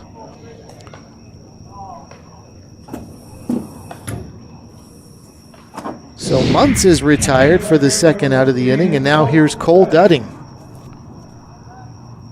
with Derby trailing by the score of 11-1 in the bottom of the 7th inning.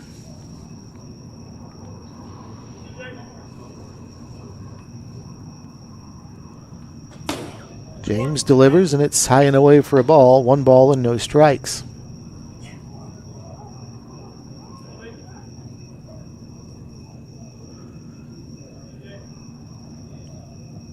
The pitch. Swung on and lifted. Shallow center field. Coming on is going to be Chamberlain. He's there. He's got it. And that is the ball game as Santa Barbara is going to win by the mercy rule. And actually, that was Keel that came on to make the catch to end the game. All right, it's time now for our Midwest Ford Dealers Player of the Game, and we're going to go to the backstop right there in the gear for the Santa Barbara Foresters, Zane Becker, and a nice night for him. He scored a couple of runs, both in the 4th and the 7th inning, and did a good job behind the dish for his starting pitcher, Zach James. So Zane Becker is our Midwest Ford Dealers Player of the Game, as the Santa Barbara Foresters win by the score of 11-1. Now let's take a look at our play of the game as Santa Barbara comes away with the victory by 10. 11 runs and 12 hits for the Foresters, 1 run and 5 hits for the Derby Twins, 3 costly errors for Derby in the first inning. And here is our play of the game, and you can see this is a long, loud, and ringing double out towards center field, and that was some of the early action for this Santa Barbara team. That was Mick Paul delivering that long double, scoring Terrence Keel, and that our play of the game.